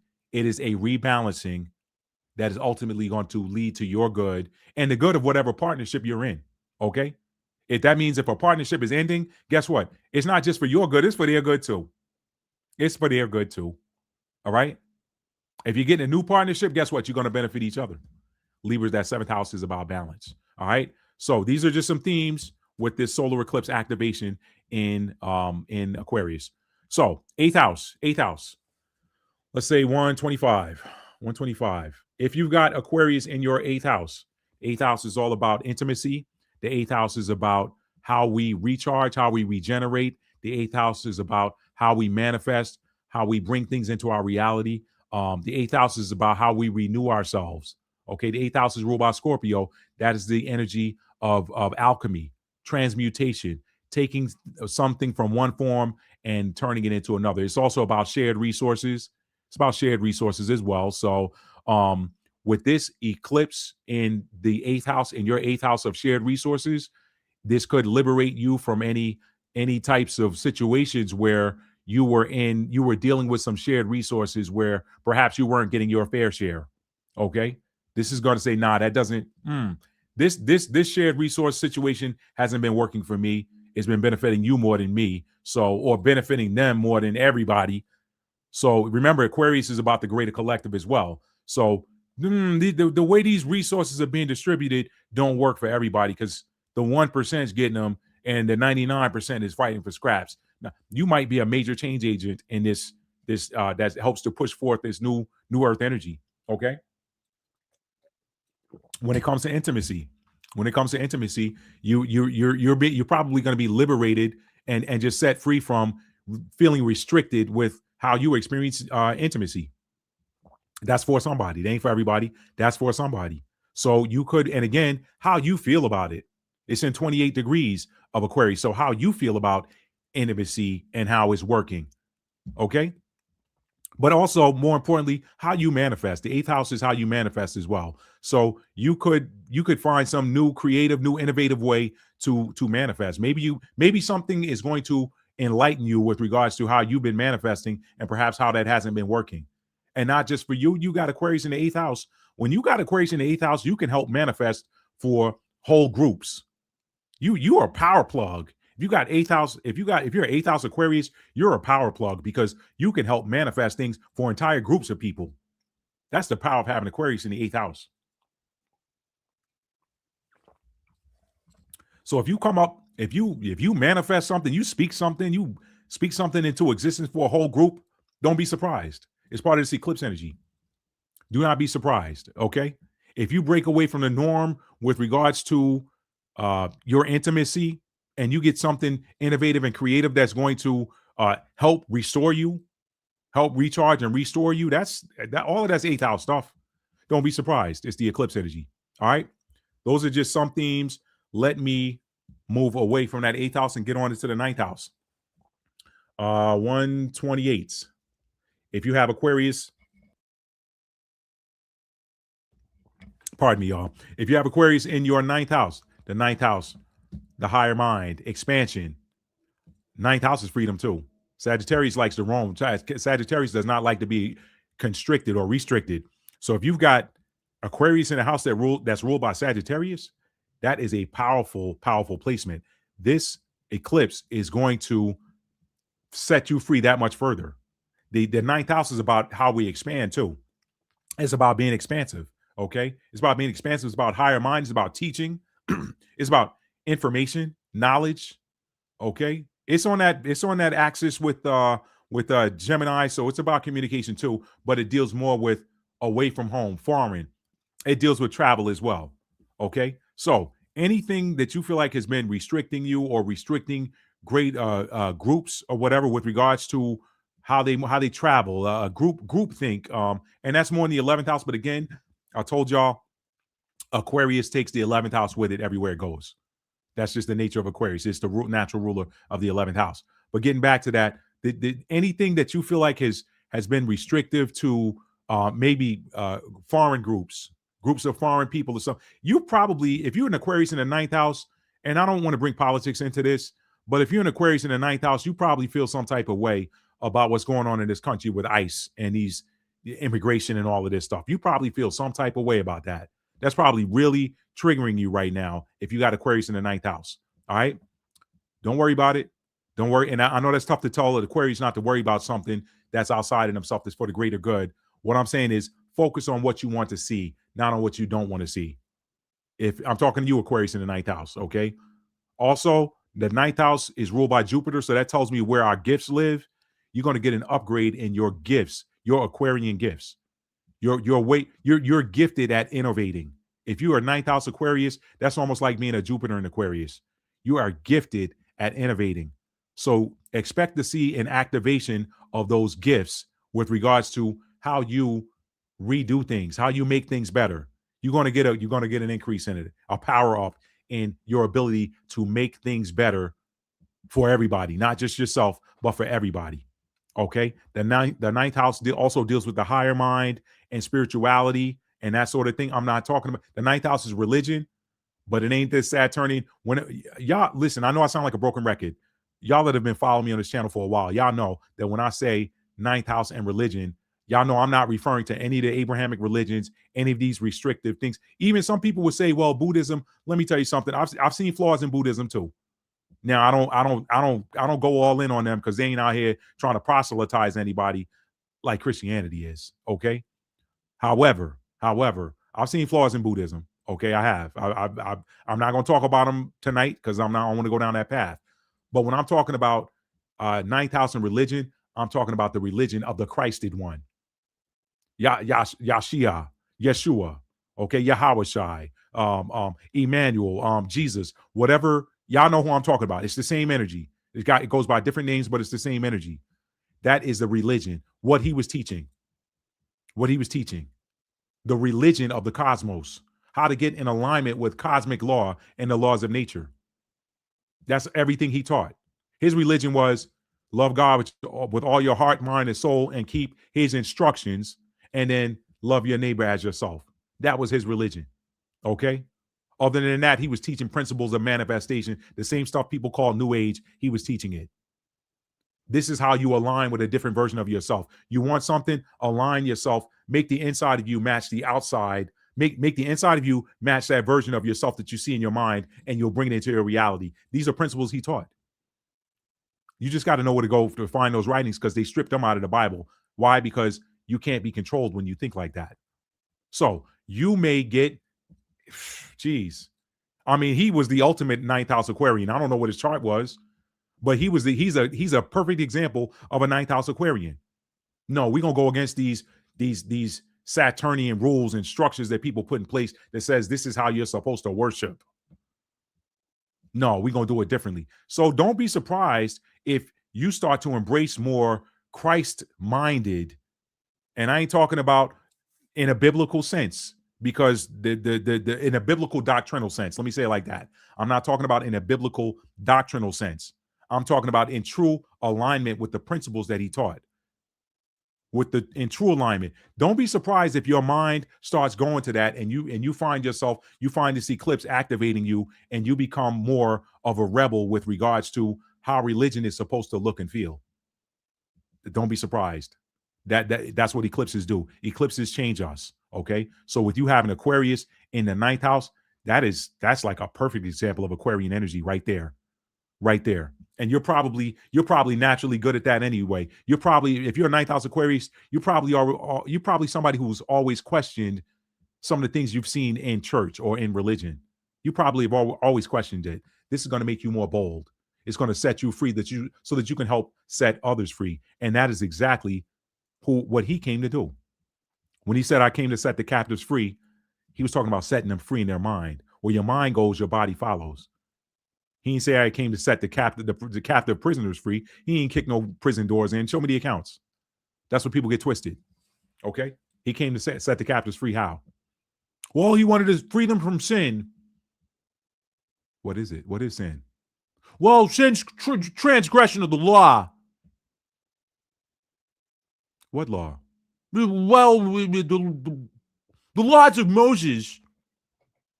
Okay. All 613 of them. See what I'm saying? Let me get off that, Matt. Let me get off that. I'm getting in that Mercury and Sagittarius energy. Let me get off. Let's move on to the 10th house, y'all. I always get stuck in that 9th house for some reason. Those are some activations that you could see. You're definitely going to be set free in any one of those areas I've mentioned, including travel. You might, if you felt restricted in your ability to travel, take these long distance trips, that could be something that this eclipse is activating as well. Let me move on because I get stuck over there. 130, let's go 135.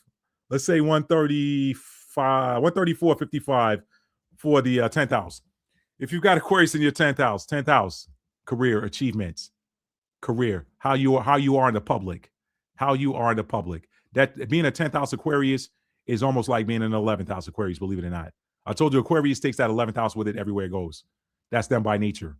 Okay. So if you've got Aquarius in your 10th house, look for some way to free yourself so that you can free others in the workspace, in the career, what you do for a career, not what you do for every day in the sense of being a 6th house Aquarius. I'm talking about your career achievement, legacy. That's the stuff that lives in the 10th house. What is my crowning achievement? Okay. You probably have a career in being a humanitarian already. You probably are doing something humanitarian. You don't have to work for an NGO or something like that. But for example, I got a friend of mine that I went to high school with, and she works in food safety. She's an Aquarius, and she's a food safety scientist. So she's one of those biologists. Whenever there's a food recall, her team is engaged, and she's looking at things under microscopes and that sort of thing or whatever. She works in food safety. That is a very Aquarian thing. Why? Because it is something for the greater collective. You're helping to be a champion for the greater collective. So that's an example of what a 10th house Aquarius might look like. Okay. A 10th house Aquarius might look like someone who also is big in technology that helps larger groups of people, technology that helps the world, technology that helps push the world forward. Well, with this eclipse, you could be seeing an upgrade in that 10th house energy and your ability to solve problems by thinking outside of the box as well. Those are some things that you can see. You're probably seeing some of that already. Okay. That 10th house is ruled by Capricorn. Capricorn is the energy of the achiever and the problem solver. Okay. So that's why we see people with 10th house placements, whatever you have in your 10th house, that is how you solve problems. So you solve problems by thinking outside the box. You're probably going to get some new innovative way to solve problems being a 10th house Aquarius. You look for some upgrade with regards to your career as well. And some of you may even say, hey, you know what? This career no longer allows me to affect change the way that I know it should be affected. So this eclipse could activate a desire for you to change careers. It could. It could activate a job, a desire for you to change careers or change jobs within the company that you're at, or go and do something that is bigger than what it is that you're doing already. Perhaps where you are, you're feeling too restricted and you're like, I can't really move the way I want to move because, and I'm not moving for me, I'm trying to do it for others. Okay. With it being at 28 degrees Aquarius as well, it could change the way that you feel about your career. It could activate a change. Remember, eclipses are activations. What's the number of activation in numerology? 5. 5 is the number of activation. It's also the number of change. So that's what solar eclipses bring us. That is what they bring us. So look for some activation that speaks to you with regards to your career. Okay, your career. And the 10th house. I know I didn't go through all of the houses and use this, but the 10th house statement is I use.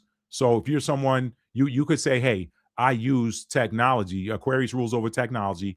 I use technology to help liberate others, or I use technology to solve problems.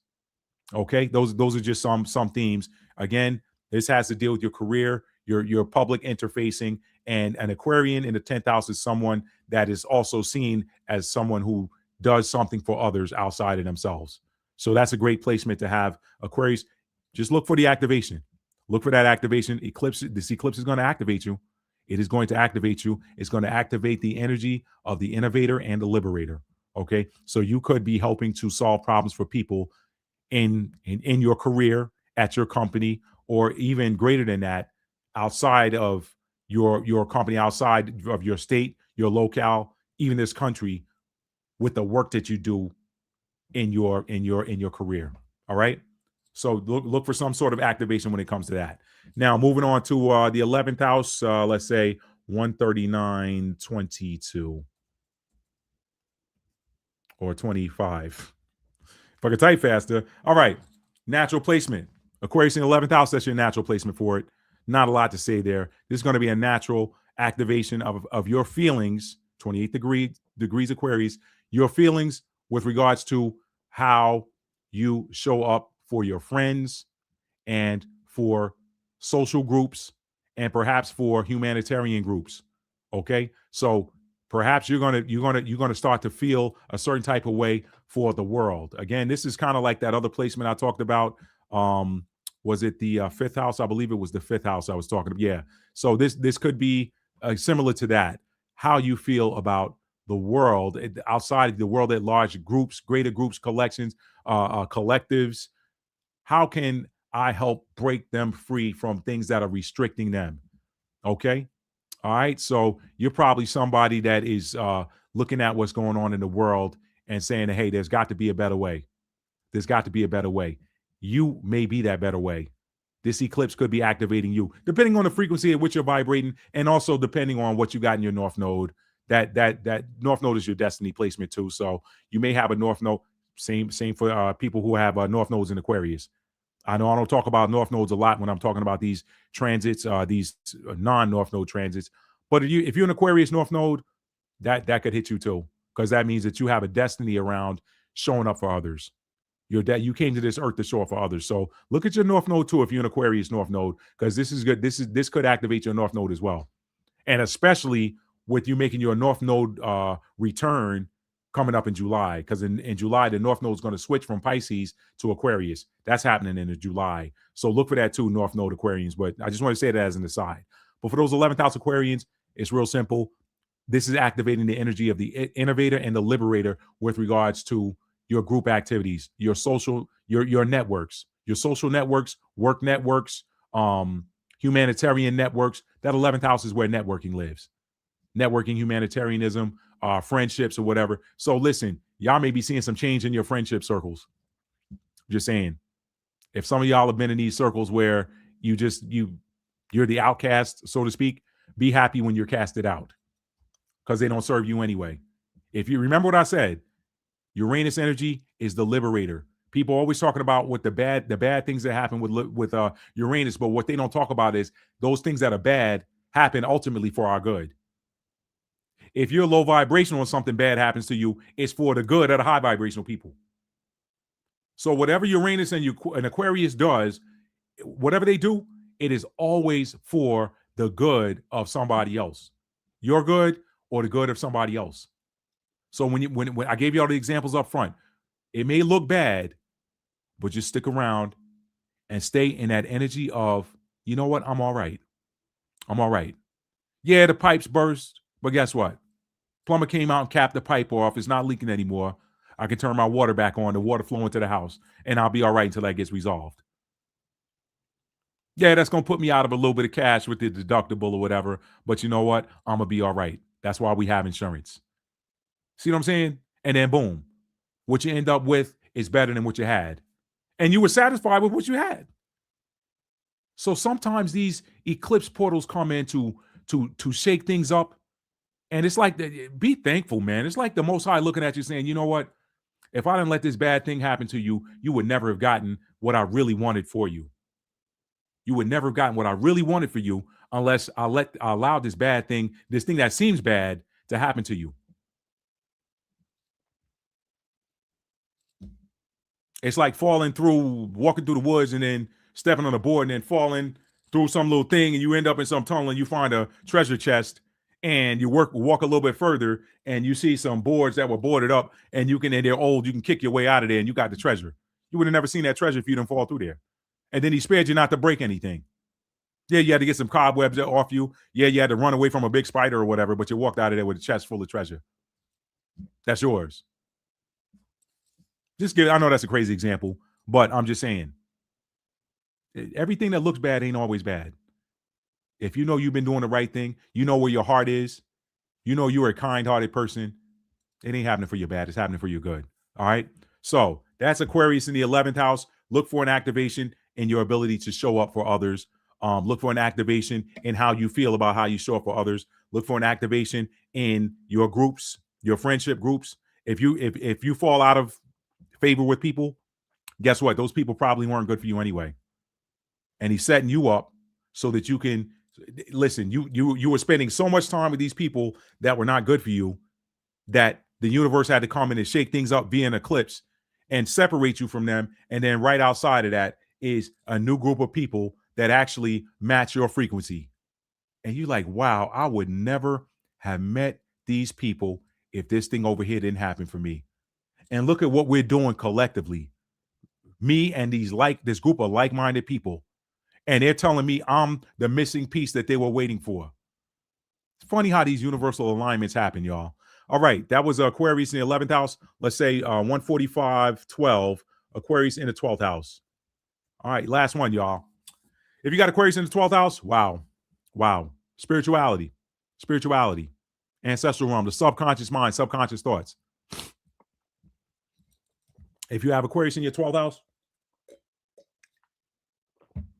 you're probably getting some powerful visions right now. Powerful visions, a lot of communication via the astral realm, the dreamscape, showing you things that things that you need to be doing right now to represent. A lot of you came here to be change agents with regards to perhaps doing something better than your ancestors did. A lot of y'all came here to clear karma for your ancestors. If you're an Aquarius in the 12th house, a lot of y'all came here to innovate and do something differently to clear karma for your ancestors. You came here to liberate whole ancestral lineages.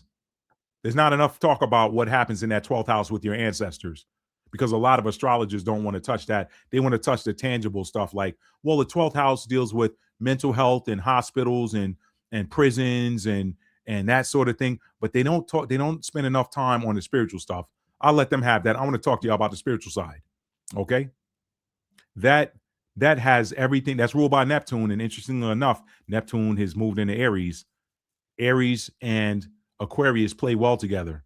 That's a sextile. So that's a harmonious connection. So you guys can go look in your chart, see how things look with regards to your what degree you have your Aquarius in the 12th house at, and how that might be aspecting this current Neptune and Aries 0 degrees transit. You're probably going to see something very beautiful. But a lot of y'all are getting activated right now with that, because Neptune rules over the 12th house. So when you got Aquarius in the 12th house and you got this eclipse activating your 12th house, y'all about to be some spiritual powerhouses. Y'all might be getting some spiritual downloads that's going to help y'all help the world.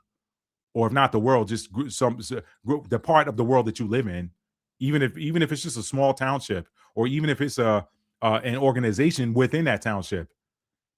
Y'all are getting some powerful downloads about that. Okay. Y'all also might be getting upgrades in your spiritual capabilities. Y'all may be seen as quirky from a spiritual standpoint, but guess what? This eclipse could be activating spiritual gifts that are not used just for you, but used for others.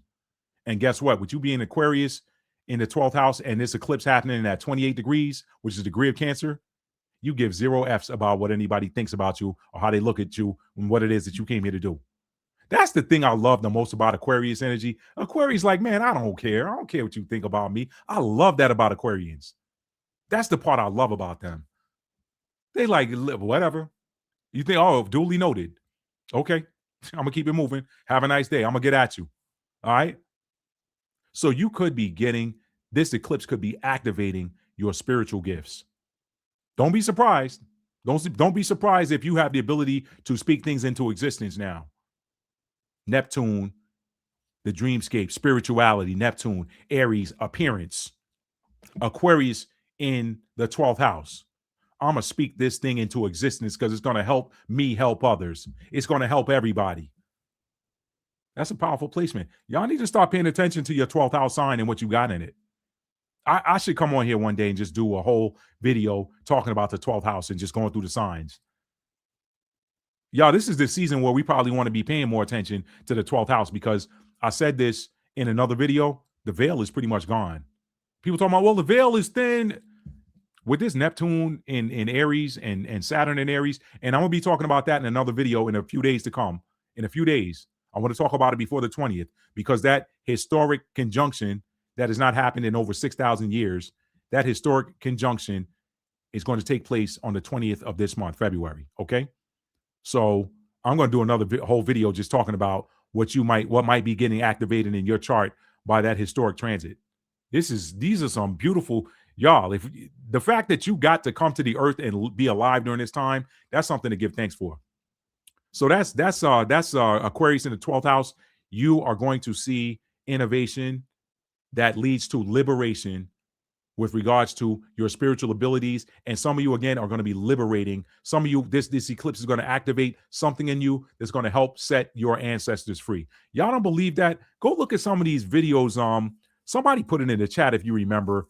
There was this movie, this animated movie. I forget the name of it, but it was about a Mexican family where the one of the kids or something wanted to be like a performer or a big time musician, superstar, whatever like that. And they had their ancestors like helping them and talking. It was a very interesting movie now that I think back to it, because it really gives you an example of how your ancestors and your spirit guides are there to help you do something that they couldn't accomplish, that maybe they tried and failed at. This stuff is so real, y'all. A lot of y'all don't even realize the degree to which you came to this earth to help free up or clear karma for some of your ancestors that tried as they may to do the right thing. They just failed or whatever, for whatever reason. And y'all know sometimes their mistakes get passed on to their offspring. But some of y'all were sitting here to be the champions to set free that whole lineage. And you wonder why people, I'm done now. We're in bonus time now. Let me just mark 151 is, I'll always do this with the 12th house. I'll figure it out once I get, I'll figure out where to put the wrap up once I get this video done and watch the replay. But anyway, y'all, a lot of y'all just don't, you wonder, man, why is it that I never fit in with these people, man? Why is everybody always like got something to say about what it is that I got to do? Or why they just talking about me when I ain't do nothing but try to be kind to them? You were set apart, because if they didn't do those things to push you away, you'd be caught up in with these groups and these circles of people doing the things that they're doing, and you would not get done the special thing that you came to this earth to do. This is why you've been ostracized. This is why people don't like you and you ain't do nothing to them. There's a reason. You ain't supposed to be hanging around these people doing things or doing anything that's going to distract you from your mission that you came to this earth to do, that is a little bit more special perhaps than what they came to do. I told you, you want a great example, go and look at school. Look at school. Look at the people that are on the path to do great things in college and beyond. They don't get the luxury of taking basket weaving and taking all these little ancillary electives that have nothing to do with what they're going to. They tend to take electives that are going to support what it is that they have planned or mapped out for themselves. It's the same way with the soul energy. If you were sent here to do something special, remember Isaiah 55:11. Let me pull it up on the screen real quick. We're done. Let me pull this up on the screen real quick. Y'all remember this scripture? Because I talk about this a lot.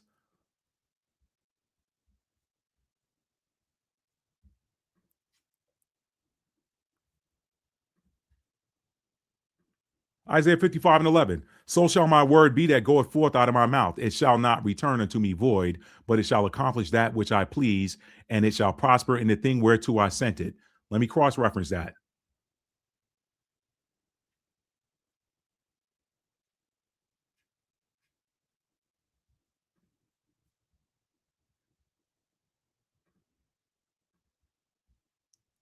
Jeremiah 1 and 1, 1 and 4 through 5. Okay. Well, let's go to 7. I should probably start adding all of these too. Let me just put this in a different color because it really builds. I tend to stop at 5, but I'm gonna do this right here. I'm gonna go all the way down to 8. Then the word of the Lord came into me. This is Jeremiah, the first chapter, beginning of verse 4. Then the word of the Lord came into me, saying, before I formed thee in the belly, I knew thee. And before thou camest forth out of the womb, I sanctified thee, meaning set you aside, provisioned you for a special purpose, okay? Earmarked you. Before thou camest forth out of the womb, I earmarked you, and I ordained you a prophet to the nation. So I set you separate from the pack. If he set you separate from the pack in the ether, what you think your life on earth gonna be? I sanctified you. I knew you before you came forth out of the womb, and I sanctified you, and I ordained you. I ordered that you be a prophet unto the nations. So if he set you apart before you came to the earth, what do you think your earth experience is going to look like? Light bulb, right? Now you know why you never fit in with those other groups. Because you weren't created to fit in with them. You weren't ordained to fit in with them in the ether before you got here, because you came here to do something that's a little bit more set apart and higher priority. And that doesn't mean anybody else is lower than you. That's not what that means. That just means, listen, that regular army soldier is not lower than a dude who's in special forces. If that dude in special forces gets pinned down and he taking fire from 2 different directions, a regular army dude that's in the area that finds out, he can lay down fire on one of them flanks and take some of that pressure off that special forces guy so he can go do what he got to do. Yeah, that special forces guy's a better fighter. Yeah, he got more training, but guess what? It don't mean that he is better than this guy. He's higher priority. So it's no big I and little you. He just got a special mission. So he can't be over here doing regular stuff like everybody else because they can't do what he can do. Okay? So that just means that, hey, you know what? I know the energy that is you. I tell y'all we energy all the time.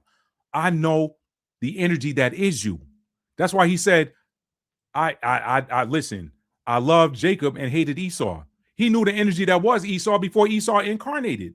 He knew the energy that was Jacob before Jacob incarnated. Verse 4 again, then the word of the Lord came to me saying, before I formed thee in the belly, I knew thee. And before thou camest forth out of the womb, I sanctified you. And I ordered, no. You can't go over here with them. You're going to be a prophet, not just in your family. You're going to be a prophet to the nations. That's an Aquarius right there. You're going to be a prophet to the nations. Or somebody with an Aquarian mindset. Then said I, Lord God, behold, I cannot speak, for I am a child. But the Lord said unto me, say not, I am a child, for thou shalt go to all that I send thee, and whatsoever I command you, that shall you speak. So be not afraid of their faces, for I am with thee to deliver thee, saith the Lord. So y'all got to understand, a lot of y'all came here. This is why a lot of these people that you hear, the spiritual community, this is why you hear a lot of tarot and oracle card readers say this. I hear a lot of them say this. Y'all come with some special protection. Can't nobody touch y'all. They send devils after y'all, and the devils get turned around when they find out who you are. Man, you trying to get me and my whole lineage killed for going after that person? The hell wrong with you? Man, I can't touch. No. They got that mark on them. I can't. No. Send me after anybody else. Don't send me after them. They got God hand. No. No. Man, you trying to get my ancestors in the ether messed up. No, I ain't doing that. Is you crazy? You trying to get 10 generations of my seed after me messed up? He said, be not afraid of their faces, for I am with thee to deliver thee, saith the Most High. Then the Lord put forth his hand and touched my mouth. How about that? How about that? Y'all start looking at these people, these third house placements too. When they got planets in the third house, God sent them here to speak. God sent them here to speak. Try him if you want to see what happened. Try him if you want to see what happened. I don't even know where I'm at right now, how I got here. Then the word of the Lord came to me. I know how I got here. Saying, before I formed in the belly, I knew thee. And before you came forth out of the womb, I sanctified you and I ordained you. I ordered that you're going to be a prophet to the nations. I gave you your assignment before you got here. So if he set you apart, this is why you never fit in. So now you know. I hope that in and of itself upgrades you. I hope that upgrades you.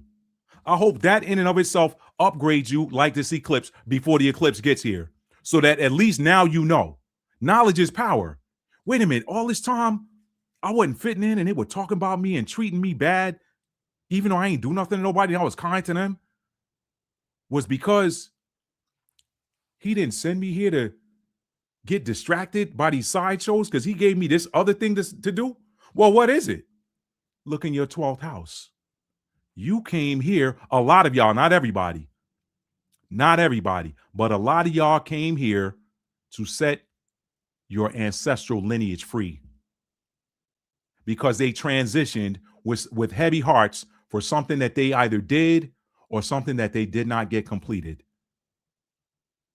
And in the ether, the Most High worked with your spirit guides and said, hey, you know what? Sit down with them. Let them know we're gonna send a champion through. We see the example in scripture with Samson. I tell people all the time, people love using that excuse. You know, Samson wouldn't have died if he wasn't messing with them Philistine women. He could have had as many Israelite women as he wanted. Why he want a Philistine? When you know how to read and cross-reference different sets of scriptural text, what you understand is that the Most High sent Samson here with that taste for Philistine women in his mouth. Because that's how he was going to get inside to die the death that he did in order to, in baseball terms, hit that sacrifice fly. He had to get somebody that was assailing the Israelites from a administrative position, from a presidential position, from a king's position, from a ruler's position. The mother who was messing with the Israelites was never going to come to the battlefield, but he was going to keep sending some terrible warriors at them. And God said, I know who the problem is. I see who it is. We ain't got to have all this bloodshed. I'm going to send one champion that can defeat their whole army by himself. And what they're going to do is they're going to say, we got to find a way to get him. We can't beat him on the battlefield. Let's study him. Y'all need to know y'all enemies be studying y'all too. Let's find out what he like. Oh, he liked them Philistine. He liked the way the Philistine women twerk. Okay, well, send your baddest twerker out there. Hey, Samson. Hey, I heard you did on the battlefield. You killed my cousin, but that's all right. That's all right. I ain't like my cousin no way. That's all right. Samson, you fine, Samson. Ooh wee. Samson, I fixed my hair the way you like it, Samson. You like my new outfit? Samson like, yeah, girl, I ain't gonna lie, girl. You look kind of good, man. I ain't gonna lie, man. Shoot. Samson, leave that girl alone. Daddy, leave me alone, Daddy. I'm gonna kill all these people for y'all, man. Let me get what I want, Daddy. Let me get them. Hey, girl, I'm gonna come through the cut, all right? Be waiting for him to come through the cut. You wait till the sun go down. Coming through. Daddy, I'm in love. I want to marry you. Man, he wouldn't have died if he was sent in with that taste in his mouth in the ether. He was programmed with that. Why? Because God knew the only way he was going to kill the real problem was to send Samson in there. And the only way Samson was going to get inside that temple was to be mocked the way he was, get his eyes burned out, give up his secret, being there long enough for his hair to grow back, and bring the temples down the day when the very ones who was the real problem for the Israelites were in there celebrating and mocking him. All of them died with him. Mission accomplished. Ain't no such thing as death. It's just transitioning into your next mission or redoing the one you failed. Before I formed in the belly, I knew thee, and before thou camest forth out of the womb, I sanctified you, and I ordained you a prophet to the nations. Y'all came here with your job. A lot of y'all came here to do something extra special. This is why you had never fit in. Because he separated you from everybody else before you got here. So why, if he separated you from everybody else before you got here, why on earth do you think you're going to get here and be with everybody else? You weren't supposed to. Learn how to roll by yourself. Learn how to roll solo. Learn how to buck the system. That's what Aquarius energy is all about. And that's the energy of this eclipse that's coming in, these activations. These activations are going to activate you in a way where you say, you know what? I ain't got to roll with everybody else. I came here to be different. Aquarius is that energy of be different. Now you know. Embrace it. Embrace it and watch your whole life power up. That's all I got. I'm going to go through the comments, y'all. And then she said, you have a terrible female impersonation voice. Hey, Bernadette, that's a good thing. That's a good thing. Because if I had a good female interpretation voice, that would be a major problem. So I'll take that as a compliment. Thank you, Bernadette. I will take that as a compliment. All right, y'all. Let me go through these comments, y'all. We're gonna get out of here. Thank y'all for being here tonight. Thank y'all. I appreciate y'all so much. You know, you have no idea. I appreciate y'all so much. Let me see where I left off. And I'm gonna get these timestamps, y'all. I always give myself a 24-hour window. I like to go back and rewatch the video for quality control purposes, of course. I like to always try to improve if I can. You know. Anyway, let me keep going. You know what, Nikki? I ain't even talk about the fire horse. I ain't even talk about that, Nikki. I ain't even talk about that. That on everything happening this year. You know what? I'll throw the fire horse in when I talk about Neptune and Aries and Saturn and Aries. I'll throw that fire horse in there too. Those of y'all that's in the tarot, I don't push down on nobody, but if you're into it, go check out my other channel. I dropped a powerful video. It's timestamped. You can go through there and find your placements, whatever signs you got in your chart you want to look for, your sun, your moon, your rising, your Venus, your Mars, your North Node, or your 7th house. You can go through there and look at those and see if they apply to you. There may be some messages there for you, maybe not. I'm dealing with the mathematics part of it right here. That channel over there, I was dealing with straight spiritual energy, straight spiritual nature of it over there. Here, this is just straight up math. Okay, let me back up, y'all. Let's see. Nikki said, now God will be cleaning up. It's cleanup time, Nikki. It's cleanup time. Sister Myra, that's her name, Tor Girl. Thank you. That is her. You said I don't have Aquarius in my chart. Yes, you do. Yes, you do. I promise you do. Nichelle, put in the comments. Tell me where you got Capricorn in your chart. Tell me what house you got Capricorn in, and then tell me what house you got Pisces in. Put that in the comments. I'm gonna tell you what Aquarius is. And I'm talking about houses now. You might not have any planets in Aquarius. I don't have any planets in Aquarius either, but I do have Aquarius in my house, okay? So put in there what house you have Capricorn in, and put in there what house you got Pisces in, and I'll tell you what Aquarius is. Cassandra, what's up there? What's up? She said that's that fire horse action. Sure is. It sure is. Restructure. Yep. Yes, ma'am. Yes, ma'am. Time. It's time. She said, I'll have to catch the beginning, man. Thank you. I appreciate that. Pisces with Aquarius in the 9th house. So you already know. You gifted. That night I talked about that. That's a great placement. You already looking at it. You probably been looking at modern religion with a side eye since you were a little girl, Karen. You probably have been. She said you sound just like him. That's funny. Oh man, here we go. Aquarius in the midheaven. Aquarius in your midheaven. Okay, all right. So that suggests somebody that likes to do either work with technology or do humanitarian things. That's why all this exposure is going on. Yep, Neptune and Aries, and it's going to be going on for 14 years. 14, and the karma piece is coming down. On the 20th, that's when the karma starts. It's already started, y'all, because again, the universe doesn't move on a dime, it moves gradual. Just like the second hand on the clock. That's how it does. Just like the second hand on the clock. So it's gradual. But you're gonna start to see it really hit when Saturn hits that 0 degrees. Now you're seeing the disclosures coming out now, the karma coming after it. That veil has been thin for a long time. Yep, and it's practically you can say it's gone now, and you won't be wrong. You won't be wrong. She said, I'll be looking forward to your 12th house video. I ain't making any promises on when I'm gonna drop it, Bernadette, but that's something that I think I need to do.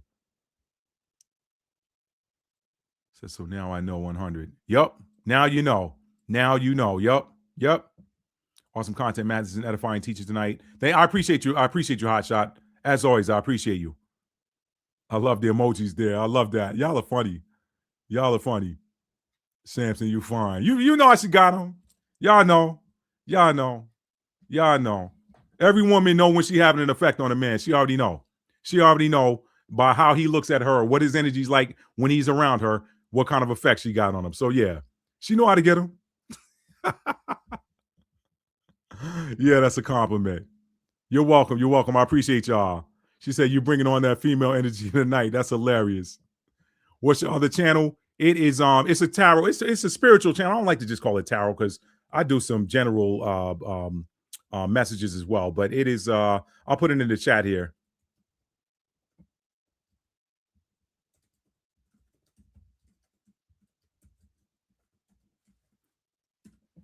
That's my other channel, Hotshot. I just put it right there. She said, I have moon in Aquarius and my moon is in the 3rd house. Okay. All right. Okay. Communication and knowledge and learning. I like that.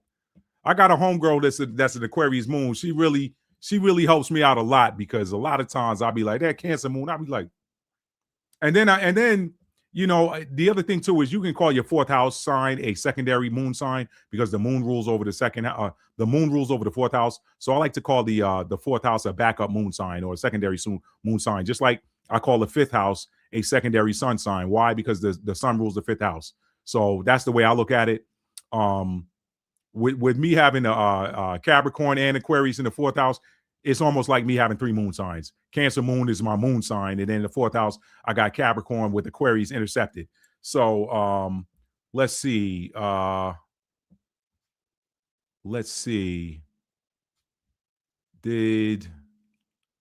was that said that they don't have Aquarius in their chart? That was that Nichelle? Let me see. Hang on. Somebody said they didn't have Aquarius in their chart. I can't remember where that was. Let me go back. Let me scroll back up. That was Nichelle. Yeah. Nichelle might be off of here now. Nichelle, just put it in the comments under the video if you're gone already, because I'm about to get off. If you're still here, just drop it in there real quick.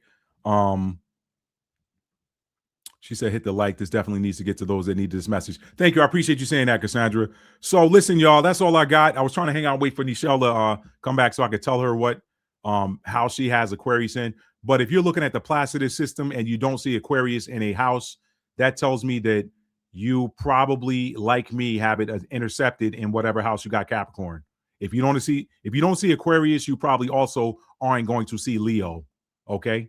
If you don't see Aquarius in that list, you probably also are not going to see Leo. It just means that whatever house you got Capricorn in, you're going to have Aquarius intercepted in that house. And likewise, whatever house you got Cancer in, you're going to have Leo intercepted in that house as well. So if you're using the Placidus system, that's how you do it. So y'all, that's all I got. Thank y'all for being here tonight. If you're new to the channel and you like getting these types of energy, wait a minute, I'm bleeding over into my other channel. If you're new to the channel, you like being entertained, educated, updated, uplifted, and inspired, hit that subscribe button and make sure your notification bell set to all so you'll be notified when I upload new content. And thank you, Nikki. I appreciate you. And then last but not least, tell somebody you love them and mean it. Oh, hit the like button on your way out if you haven't done so. And listen, y'all, tell somebody you love them and mean it. It ain't never too late for that. As long as you got breath in your body, you can tell somebody you love them. And the best way to tell them is to show them. Okay, that's the best way. Love is a verb. It's a noun as well. But when we focus on the verb, the noun takes care of itself. And please remember, the only way you are going to fulfill your destiny in this lifetime is to operate in the energy of authenticity. And with this Aquarius, y'all are very welcome. Y'all are very welcome. I appreciate each and every one of y'all. Y'all are very welcome. With this eclipse coming up in Aquarius, y'all, this Aquarius eclipse tells us that it is time for us to to live in our authenticity.